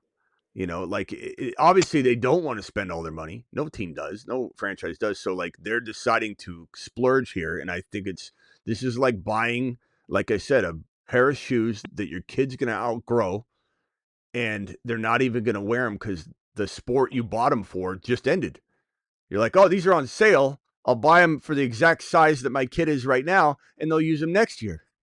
That's just what it feels like to me. It feels like a gross waste of resources for a team that's in position to draft the number 1 overall wide receiver in the NFL draft. I don't want Diggs there training this man. Not to mention that even if he was healthy, he's potentially dropped off enough not to earn this money, but he's not healthy, you know, and you don't even know if he'll stay healthy. And the compensation injuries alone that are going to await him, the likelihood of them is probably a higher percentage chance than people think. Just because he's 30, his body's his body. You're 31 years old, turning 32. You can't. The drop off age for a wide receiver is right around 30 to 32. You know, that's like about where it happens. So 30 to 31, you start getting concerned. 32-year-old wide receivers, there's very rare instances where they're amazing at 32 years old. It's just very, very rare. And given that he's recovering and he's only 5 months or so into his ACL tear, he's not one of them, in my opinion. But that's just my take.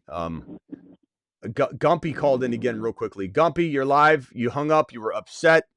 You had to take a break. You deuced from the channel. What is it? Have you calmed down? You hated the Russell Wilson signing. Apparently, this Diggs and Russell Wilson both these signings are making waves for sure in the industry. What's up, Gumpy? Can you break out your whiteboard? You know that whiteboard that you have? It depends on your question, Gump. Well, you know how at the end, after the draft is over, they have like the winners and losers of the draft. With everything going down, everybody making their moves now, can we get the whiteboard out and put the teams that on the left column, the probable winners, the middle that's going to do so, and the definite losers? Not right now, Gump. Not right now. But could you do that later on the show? Maybe, sure. Remind me before it even happens. Remind me about it. Yeah. With those freaking goofball GMs, that's all I get to say. Okay, hang tight. Mute yourself for me. I'm still a Javon Baker believer too, but the climb is steep now. I'll be holding on deep rosters for a year or two. Hope the new Pat staff sees the talent. This is my concern. You know, you definitely made it a tougher avenue. I'm not saying that if he's so good he won't prove it, find a way. And if Diggs gets injured, then the opportunity will be there. But I just think it's definitely like you put a roadblock purposefully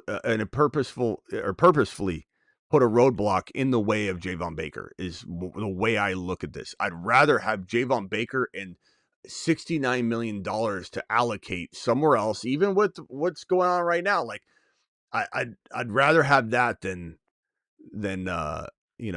anyway. So thank you, Coble, for dropping that. It's all good and fun. BBQ is a legend. A win for the fantasy football show is a win for us all. How do you feel about Burden community? Quite mixed. I think Burden is an interesting player. I think he's not as. I think he's got a lot more. He's got to. I think develop a lot more before I rank him where some people have him. Some people have him as like the wide receiver 2-3. I don't. I think he's got good skill set. I don't think isn't he quite small, Luther Burden? Let me pull up Luther. He's like 5'10", 200, I think. Yeah, he's not, but that doesn't mean he can't. Yeah, it doesn't mean he can't be good, but he's 5'11". Yeah, he's not bad. He plays small though. Like when I watch him, he needs a right landing spot, like we've talked about, in little development. Anything's possible. Like keep in mind that Justin Jefferson wasn't the number 1 wide receiver in his draft class. Yeah. Like anything can happen. So don't rule out Burden if you like Burden. And Burden, in like the example of Bucky was not the number 1 running back, not even close as a prospect, but he turned into a monster. So Burden, like Travis just said, in the right spot or just develops in a way that no one expected. And he himself didn't even expect to mature and grow. It happens all the time. It happens all the time. Antonio Brown was a guy that grew in the NFL and nobody really saw it coming. And your boy went on CBS Sports Radio to talk about that. And there's a lot of bold calls back in the day on the radio show before that went off the air. I missed the radio show. We went 23 straight years, longest fantasy football radio show on terrestrial radio in the history of fantasy football. Rock out. I got offered a 5-guy sandwich for Nabers. I think people are going to freak out a little bit. This is wild to me. I know Russell Wilson, we don't want it. But if he's not producing, Winston goes right in. But I still am not sold on the fact that Winston isn't going to fight for this job. Or that even if you heard, not either. Like they brought Winston in for a reason. And the fan base wants Winston. I mean, look at everybody on the show already. They're like, Winston. Like everyone sees it, just like everybody saw it last year in Pittsburgh. So I'm not sold that Winston doesn't get a crack at it. Click that like button, get us to 150, and we'll give away more memberships, which is what the man did. So BBQ dropping 150 gifted memberships. Appreciate BBQ doing that. I added someone on the line here. Is this the Michael guy John. again? Or is it John? John, you were the one that was called earlier, right? John. Okay. John, what's up? Oh, I just want to say, I don't know what they're doing with Javon Baker. I think he played at like UCF, one of the smaller schools. And the problem is he played 1% of the offensive snaps the entire year. He was basically delegated to special teams. So I don't know what the situation there is. I like Mike Vrabel, but like him being a defensive guy, he played linebacker, I think, in college. And I'm not sure if he played in the NFL. I don't know about that, but I do agree with Travis that they have to bring in somebody. Like no other free agency, like wide receiver, is going to want to go play there if they don't have any help. So I understand that point, but in terms of the Giants, what I absolutely don't understand is why would they bring in a guy who's going to take them out of contention for a top 5 pick next year when they could easily just go draft an offensive lineman and do that route, or trade down and get either Josh Simmons, the Banks dude out of Texas, or the kid out of LSU. Like, I don't understand this. You're going to get basically hospital balls, as you coined it, or, bricks, moonshots from Russell Westbrook, or whatever the guy's name is. I call him Russell Wilson. Westbrook, same thing. Yeah, Russell Wilson. Different sport, it's but that's terrible. okay. It's terrible. This is going to end up with him leaving in, immediately after he's contract's up. So, but I think Winston, the thing we got to think about is like Pickens did do fairly well with Russell Wilson, and everybody complained about how Fields didn't throw to him, and it wasn't Fields' fault. Fields was handcuffed. Like not only was he handcuffed with one arm behind his back, but then that arm was cuffed to his leg, because they took away the playbook from him. And that was very, very public. And Ben Roethlisberger even talked about it the other day and said that he had it on good authority. And I believe Ben, who's probably still very connected, Ben Roethlisberger said on good authority, he heard that the entire coaching staff pulled the reins back on Fields and did not let him operate. And so I think it was unfair just to paint that picture about Fields, because I don't want people to think, Garrett Wilson's going to suffer. Remember, Fields made DJ Moore into a top 5 wide receiver. So Fields is going to be great for the Jets and for Garrett Wilson. Can whoever's fumbling the phone around mute themselves? It's probably Kyrie Boston again, but just please everybody mute if you're not talking. I'm just talking to John right now. I know you guys think that I don't really want you to mute when I say that, but I really actually prefer you to really, really mute when I say mute, just because there's too much background noise. So I guess I would just say that, what was I even saying? What was it saying, John? Jameis Winston, Russell Wilson. Your guy, Justin Fields. Anyway, he still threw the ball to Pickens, and I don't love it long term. But again, if he doesn't deliver, they'll replace him, and he'll probably get hurt. He got hurt getting out of bed, towards calf getting out of bed. And then that's why Fields, started weeks 1 through 6. But I think Winston and Wilson is light years ahead of where Nabers was last year. Nabers was wide receiver 6 last year with trash.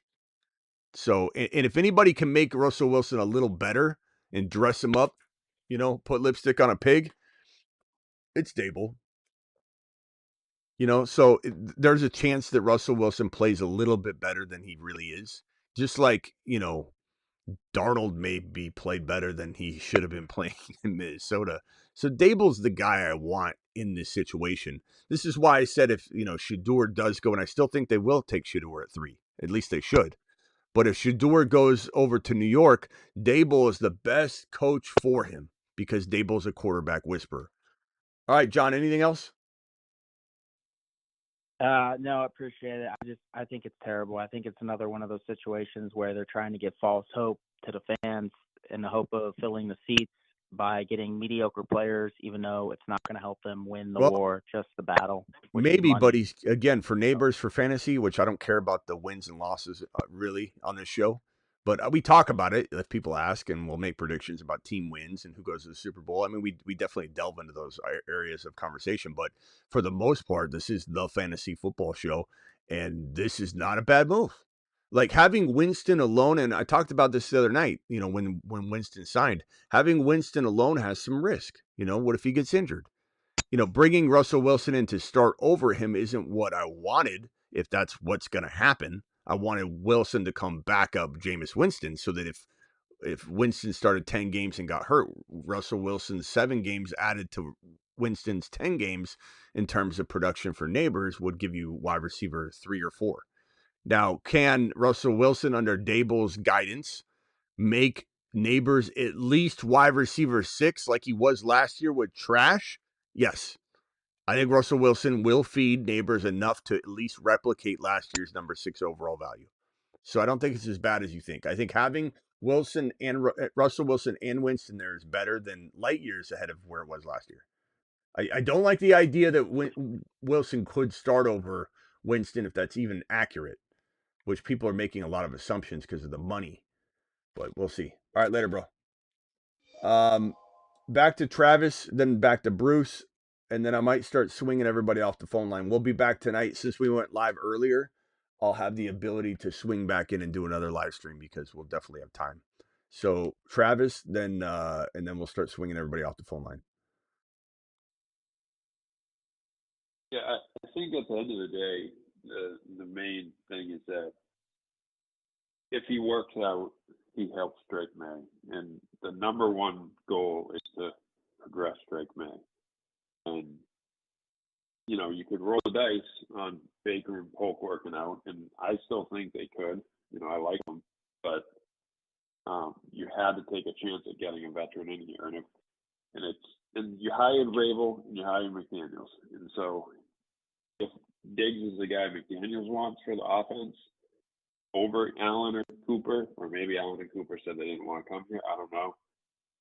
That's who they got. They got a name, and if it works out, it helps May and it helps them bring in other players in the future. I get all the red flags you say, but to me, I've been the same narrative for 2 months now. I've wanted a veteran and a receiver, rookie, and if they do that, I'll be happy with it. And I'm willing to take that shot because, like I've said all along, they're desperate and beggars can't be choosers. So if it helps May in the end, it's worth it. Yeah, if it does, we'll see. I definitely don't know if he'll be what you want him to be, but if you believe he could be, then in your mind, I guess it could be a good move. I just think that if you draft a wide receiver, I think it was an awful move. I think if you don't draft a wide receiver and you take, let's say, I don't know. Yeah, who do you want the Patriots to take if they don't take Ted or Hunter? Carter, if he was there? Oh, if Carter's there, I guess, just because he's supposed to be so good.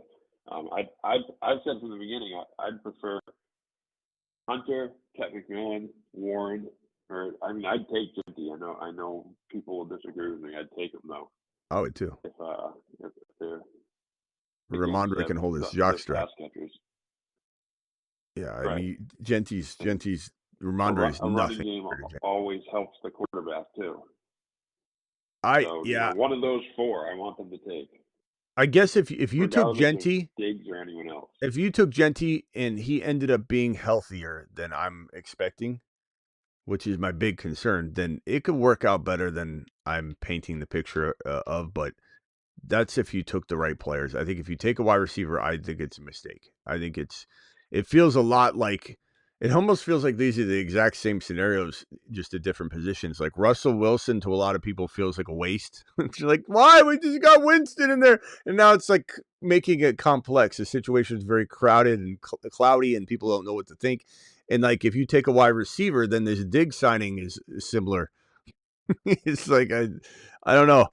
They're both very, very, very similar. But it is, but that's assuming that any of the guys they have on the roster right now will turn into anything. Which, like I said, I know you want it. Like Baker a lot. I know you want it badly to work, Travis, and I'm hopeful that it will for you. But I just, my gut, I'm trying to be realistic, though. I can tell. Like, I understand the red flags, but I also understand the position the team is in. Like they are in a desperate position. Yeah. I mean, it is what it is. Crap at the wall and hope it's. You're also a fan that's trying to justify it, and I understand that. But and you are probably one of the most unbiased fans that's ever called into this channel. Like, you're pretty blunt about it. But it's gonna be hard to escape all of it. You know what I mean? So like, I get what you're saying. I just coming off an ACL tear, this makes no sense to me. Zero. He's 31 years old. If he didn't tear his ACL, and he was coming in healthy, but then it'd be different. But the fact that he has a torn ACL and he's 5-6 months in and you have no idea where his recovery time frame is going to be or where he's going to be at, $26 million guaranteed, $69 million on a 3-year deal does not sound like smart spending. Even if you feel like you got money to blow, I just wouldn't personally do that. But all right, hang tight. Let me get everybody off the phone line and I'll give you the final word. Bruce, final thoughts.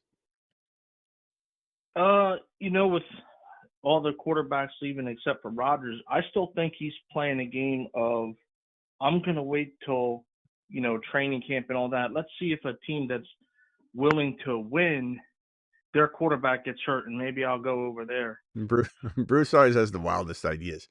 It's not out of the realm of possibility, Bruce, just like the moon landing may or may not have happened. Like, there's definitely some arguments to be made there, Brucey.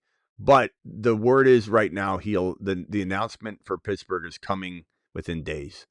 So your conspiracy is a little bit more unrealistic than what's probably going to happen. But who knows, Bruce? Who knows? You might be onto something. But we should know in 2 or 3 days, maybe less, that Aaron Rodgers is either retiring or a Steeler, and it's about 80% likely that he's a Pittsburgh Steeler. Okay. All right, my boy. Call in tonight. We'll be back. Question. Okay, hurry up.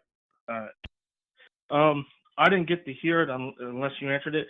If you're Daboll or Shine, or however you say his name, and Nabers hits like pounds on the table, I want Sanders. Would you draft Sanders because Nabers went in there and did that? You've got a weird commitment to this player demanding everything conversation. Well, I don't know. No, I don't think it's not like. But I think players are getting more of what they want than they used to.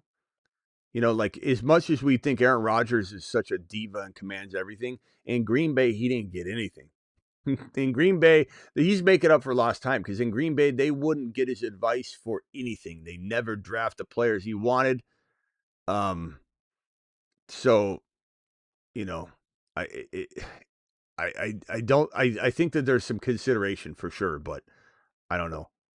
I think if a player says, I want this guy, they don't have that kind of pull. Nabers isn't going to walk in to the GM's office and go, you draft Shedeur. I think if they asked him, and they could, he would say, hey, I really like Shedeur, man. We got a good rapport. I think we could win it. I think we could win you a Super Bowl.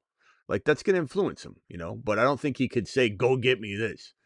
But we'll see. And to be honest with you, bro, about 90% of players are a little bit more laid back and uninterested in guiding things. They did, like, literally, you could walk up to Nabers, and 8 times out of 10, if you said, what do you think they should do? He might even tell you, it's not up to me. That's up to the coaches and everything. Like, sometimes players, they shock you in how disinterested they are in making these kinds of power moves. Like, they don't really, they almost don't even want to focus on it. It's weird. Whenever a player's asked, hey, do you want this guy? And they say that, I scratch my head.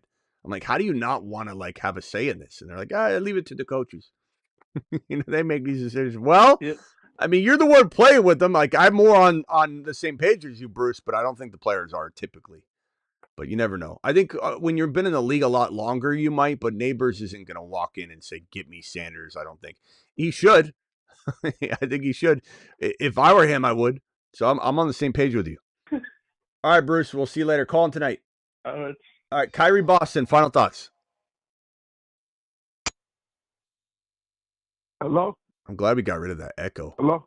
Yeah, Kyrie Boston, hello? You don't have to confirm that we hear you every time we got you. You're live. Go. Okay, I was muted. All right. Okay. I was just gonna say that that Douglas, we got Baker, we got some good wide receivers and stuff. I think Baker's still gonna make the field because I don't think Duke can stay healthy, Diggs. And I think we should have worked on our offensive line because the offensive line needs the most help. Yeah. And maybe we can get Jeanty. I would like us to get Jeanty, but we still don't got no blocking for him. Well, Jeanty, Jeanty alone would help with that. The line's going to be average. They'll be fine. Jeanty alone would help with that. You'd have such an explosive, dynamic offense with Jeanty that it would help offensive line production from the jump. But also keep in mind, Drake May just being better is going to also stretch the field. It's going to improve offensive line play as well. Keep in mind, everybody said that JD5 would get crushed. And what did I say week in and week out? Don't worry about the Washington Commander offensive line. Don't concern yourself with it. People don't know what they're talking about. They're using last year's data with no good quarterback to tell you that the offensive line's garbage. What did I tell you? If the Washington Commanders didn't make a change, and they would, and they did, but if they didn't make a single personnel change on the offensive line, it would be double the production and twice as good of an offensive line play just by having JD5 in, under center. Just the fact that you got to spy them, your defense spreads out. Like, people need to understand Drake May alone being 1 year better is going to improve the offensive line. And then second, if you added Jeanty or Tet or Hunter, there you go. Another reason why the offensive line is going to play better from Jump Street. So I wouldn't worry so much about what? I was just going to say they also brought in Doug Marrone, who's very good with offensive lines, and they have a few guys coming back. They signed Morgan Moses. Without getting into the details of it, guys are coming back from injury. They'll be average, which is enough. Yeah. Would I again use this money differently? Yes. The answer is yes, Kyrie Boston. But hopefully he stays healthy and he can do some things. I just also don't think he's the right mentor for the wide receiver room either. But we'll see. We'll see what he does. It's certainly going to be interesting. But he's looking ahead of schedule, which is good, but I don't know that we can even make too many determinations. Ahead of schedule and band work and, jogging and things like that's different than cutting, taking hits, compensation injuries at 31 years old. I'm going to look more into his ACL tear to see how clean it was, because if there's meniscus damage as well, then there's also, risk of things. But, rushing it at 31 is not advised, though.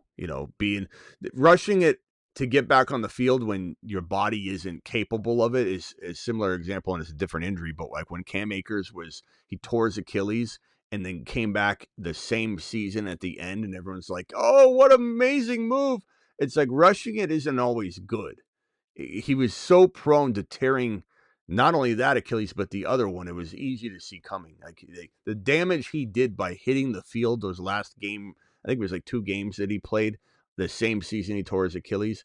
He thought he was making paving a new way for Achilles recoveries. He wasn't. He was putting himself at major risk. He probably damaged it so much you couldn't even know, and that's another reason why he re-injured himself. But I just think at 31, you can't play the same kind of games of getting back, as quick as anybody else and being that record-setting pace. I just think it's very, very risky. So hopefully he takes his time and he's ahead of schedule, but doesn't rush it. You can still, where he's at right now isn't bad, but like if he goes and tries to be Superman on it, he's just gonna end up getting hurt. Thank you, Kyrie Boston. Appreciate you calling tonight. If we go live, see you later, bro. And then final question from Gump. Gump, you got 10 seconds. No long stories. Go.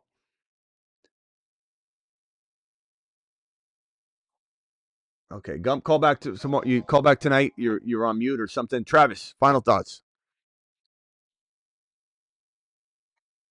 Yeah, I mean, we'll have to see. I think maybe he might have rushed to get, the deal signed, get a contract maybe, but now that he's got his money, if I were the Patriots, I'd tell him take his time, because my plan would still be to draft another wide receiver, or like I said, a Warren. Right. Again, I'd be happy if they took a Jeanty, but I think they'd be just as good off if they, if they really want another running back, they could take a Henderson in the second or something too. So we'll see what they do. At the end of the day, I've been saying for 2 months now that they're desperate, and I don't think Pats fans really quite understood on the whole how desperate they are. I think they still thought the shine of Brady was on the team, and that's long gone. I mean, it's been 5 years since he left. It's a whole different team, so you gotta. I think Kraft had that in his mind too, that people were just going to sign here because of the name on the jersey. But it's a good reality check for fans. So, at the end of the day, time will tell. So, to me, again, though, the only thing to highlight is make sure Drake May progresses, because that's all that matters. If you don't have the quarterback, you're stuck in the middle or stuck at the bottom.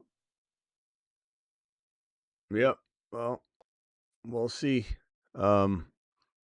Best NFL free agents. Let me see if I can find the list of guys that's still available. There's still a decent list out there, man. It's not like it's horrible. There's still a lot of big names. We'll see. All right, Travis, we'll see you later, bro. Travis, call back if you had something else to say. For some reason, Gumpy called in again, and I hit the wrong button. So Travis, if you had something else you wanted to add there, Gump, go ahead. You got 10 seconds. Yeah, I'm gonna tell you, today is Mayhem Tuesday, like the Allstate commercial. Gump, we don't have time for stories. We don't have time for stories. Final 10 seconds. Go. Can you do a cartoon with the Mayhem Tuesday with that Dabo and the Browns and the Giants and all that? He gets those fixed. Dude, I love the cartoon. He gets fixated on things. You get fixated on things pretty hardcore, huh? Yeah. Did you hardcore one of those new cartoons? Can I hardcore one of those new cartoons? Sorry, Travis, I hit the wrong button. I don't know, Gump. We'll see. All right, appreciate you, bro. Mayhem Tuesday. Call in tonight. He gets fixated. He gets fixated. He just gets fixated. That's all he's gonna talk. It's all he's gonna talk about for 3 weeks straight now. All right, I'll see you all tonight. Appreciate you. Oh wait, hold on. We got super chats here. I got super chats. That video is coming. I got delayed today, but that video is coming right here. All right, we got E83 who dropped a blank 99-cent super chat. Appreciate that super chat. Thank you very much. Drafted Baker over Bucky in a rookie draft. Ouch. You didn't know. Again, development of Bucky was in some ways unexpected. Diggs got $20 million signing bonus. Space Ricky said, "Is that what the contract's breaking down to?" That's a lot of money, man. It puts the future commitment in a good spot, I guess you could say, but it doesn't change, again, my stance that you could spend that money differently. But let's see if we can find this contract breakdown. $69 million.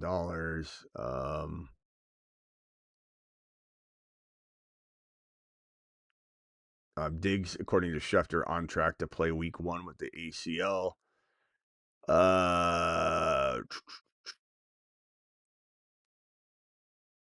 Yeah, I don't know.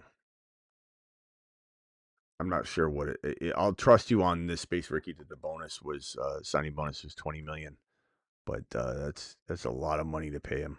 That's a lot of money. A Smitty Superflex Dynasty trade CJ Stroud 26 first rounder. Superflex, okay, 26 first rounder, 26 second rounder, and a first round 2027 for Nabers. I have JD5 Fields and Milton. So Stroud, a 26 first, a 26 second, and 27. That's a lot. I don't know. That seems like a lot. Stroud, I mean, it's a super flex, right?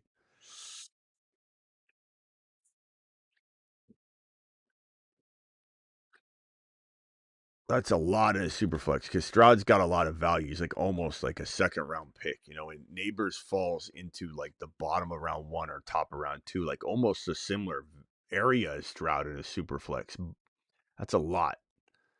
I want it. I just think I think you could work this differently. Now, if you've started negotiating this, his expectations to give up that amount, so you might have a tough time dialing it back now. But I wouldn't have let it get that out of control. I'd have been like, hell no, to where he's like, you want to give up the CJ Stroud, a 26 first rounder, in the second. I'm fine with that. But I don't know. Superflex is tough. I guess if you could get something else back, maybe we get back on the right track. But that's a lot. That's a lot.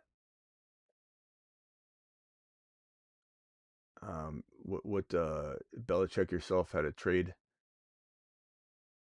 Let's see, DK, MHJ, Kyler Murray, and Nico for JD5 and Chase and Jamar Chase. Woo! DK, MHJ, Kyler, and Nico for JD5 and Jamar Chase. I'd rather have JD5 and Jamar Chase. Wow, that's a great trade. Pats could have spent money on O-line, says Coble. BBQ dropped over 150. I think it was 150. Might have done another one. Gifted memberships, appreciate you. Holy cow, says $20 million for an old guy with a blown ACL. Easier to spot when you live for. Okay, I don't know what that is.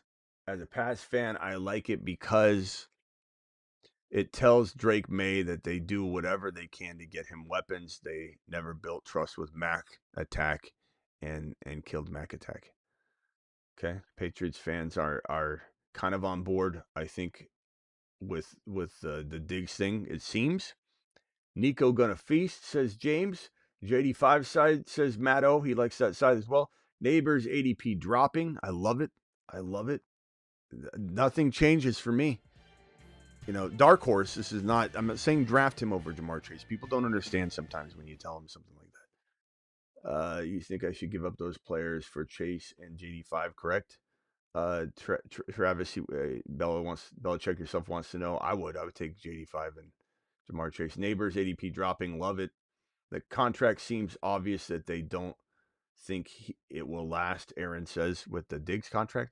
Smitty, would you drop Minshew for Winston? Yes, I would. Absolutely. But Winston's not in the best spot right now either. We don't really know. All right, appreciate you all.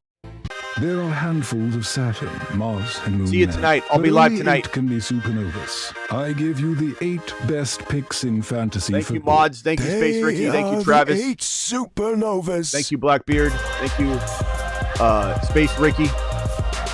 They are the 8 supernovas. The hateful 8 supernovas.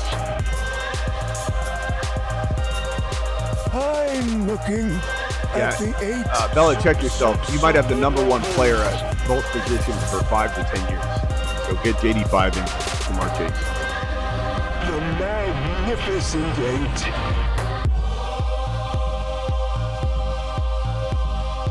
Liftoff of mission 41D, the first flight of the orbiter Discovery. Appreciate you all. Daniel says, Smitty, you can't like Russell Wilson now. I don't, believe me. I don't know what makes you think I like Russell Wilson, but it's not the end of the world to have a second quarterback that can at least throw the ball. You know, he's not what I want, but he's certainly better than anything they had last year. But Winston, I don't give up on Winston winning the job. I think people are getting a little too they're getting ahead of their skis on this.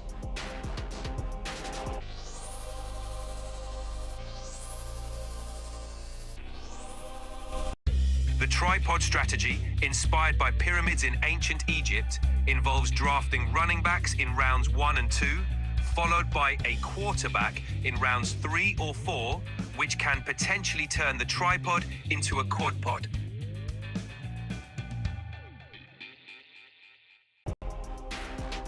Monday through Friday, 8 p.m. Eastern, every single Monday through Friday, live whenever big news breaks.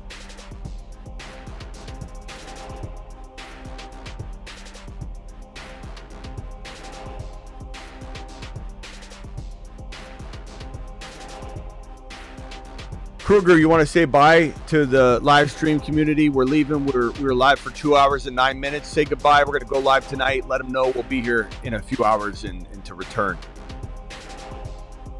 Smitty's community, stay loose, stay flowing like the ocean, and remember to hit that like button on your way out. We'll be back tonight with more fire content, so get ready for another awesome session. See you soon. It's your community, too. It's our community, Kruger, not Smitty's community. It's our community, Krug. You're a part of it. And deuce if you're loose. You got it. It's our community, folks. Deuce if you're loose. And remember to stay flowing and engaged. We're all in this together, and we'll be back tonight for more. See you soon. Deuce if you're loose. Deuce if you're loose. Keep that energy up, and we'll catch you all tonight.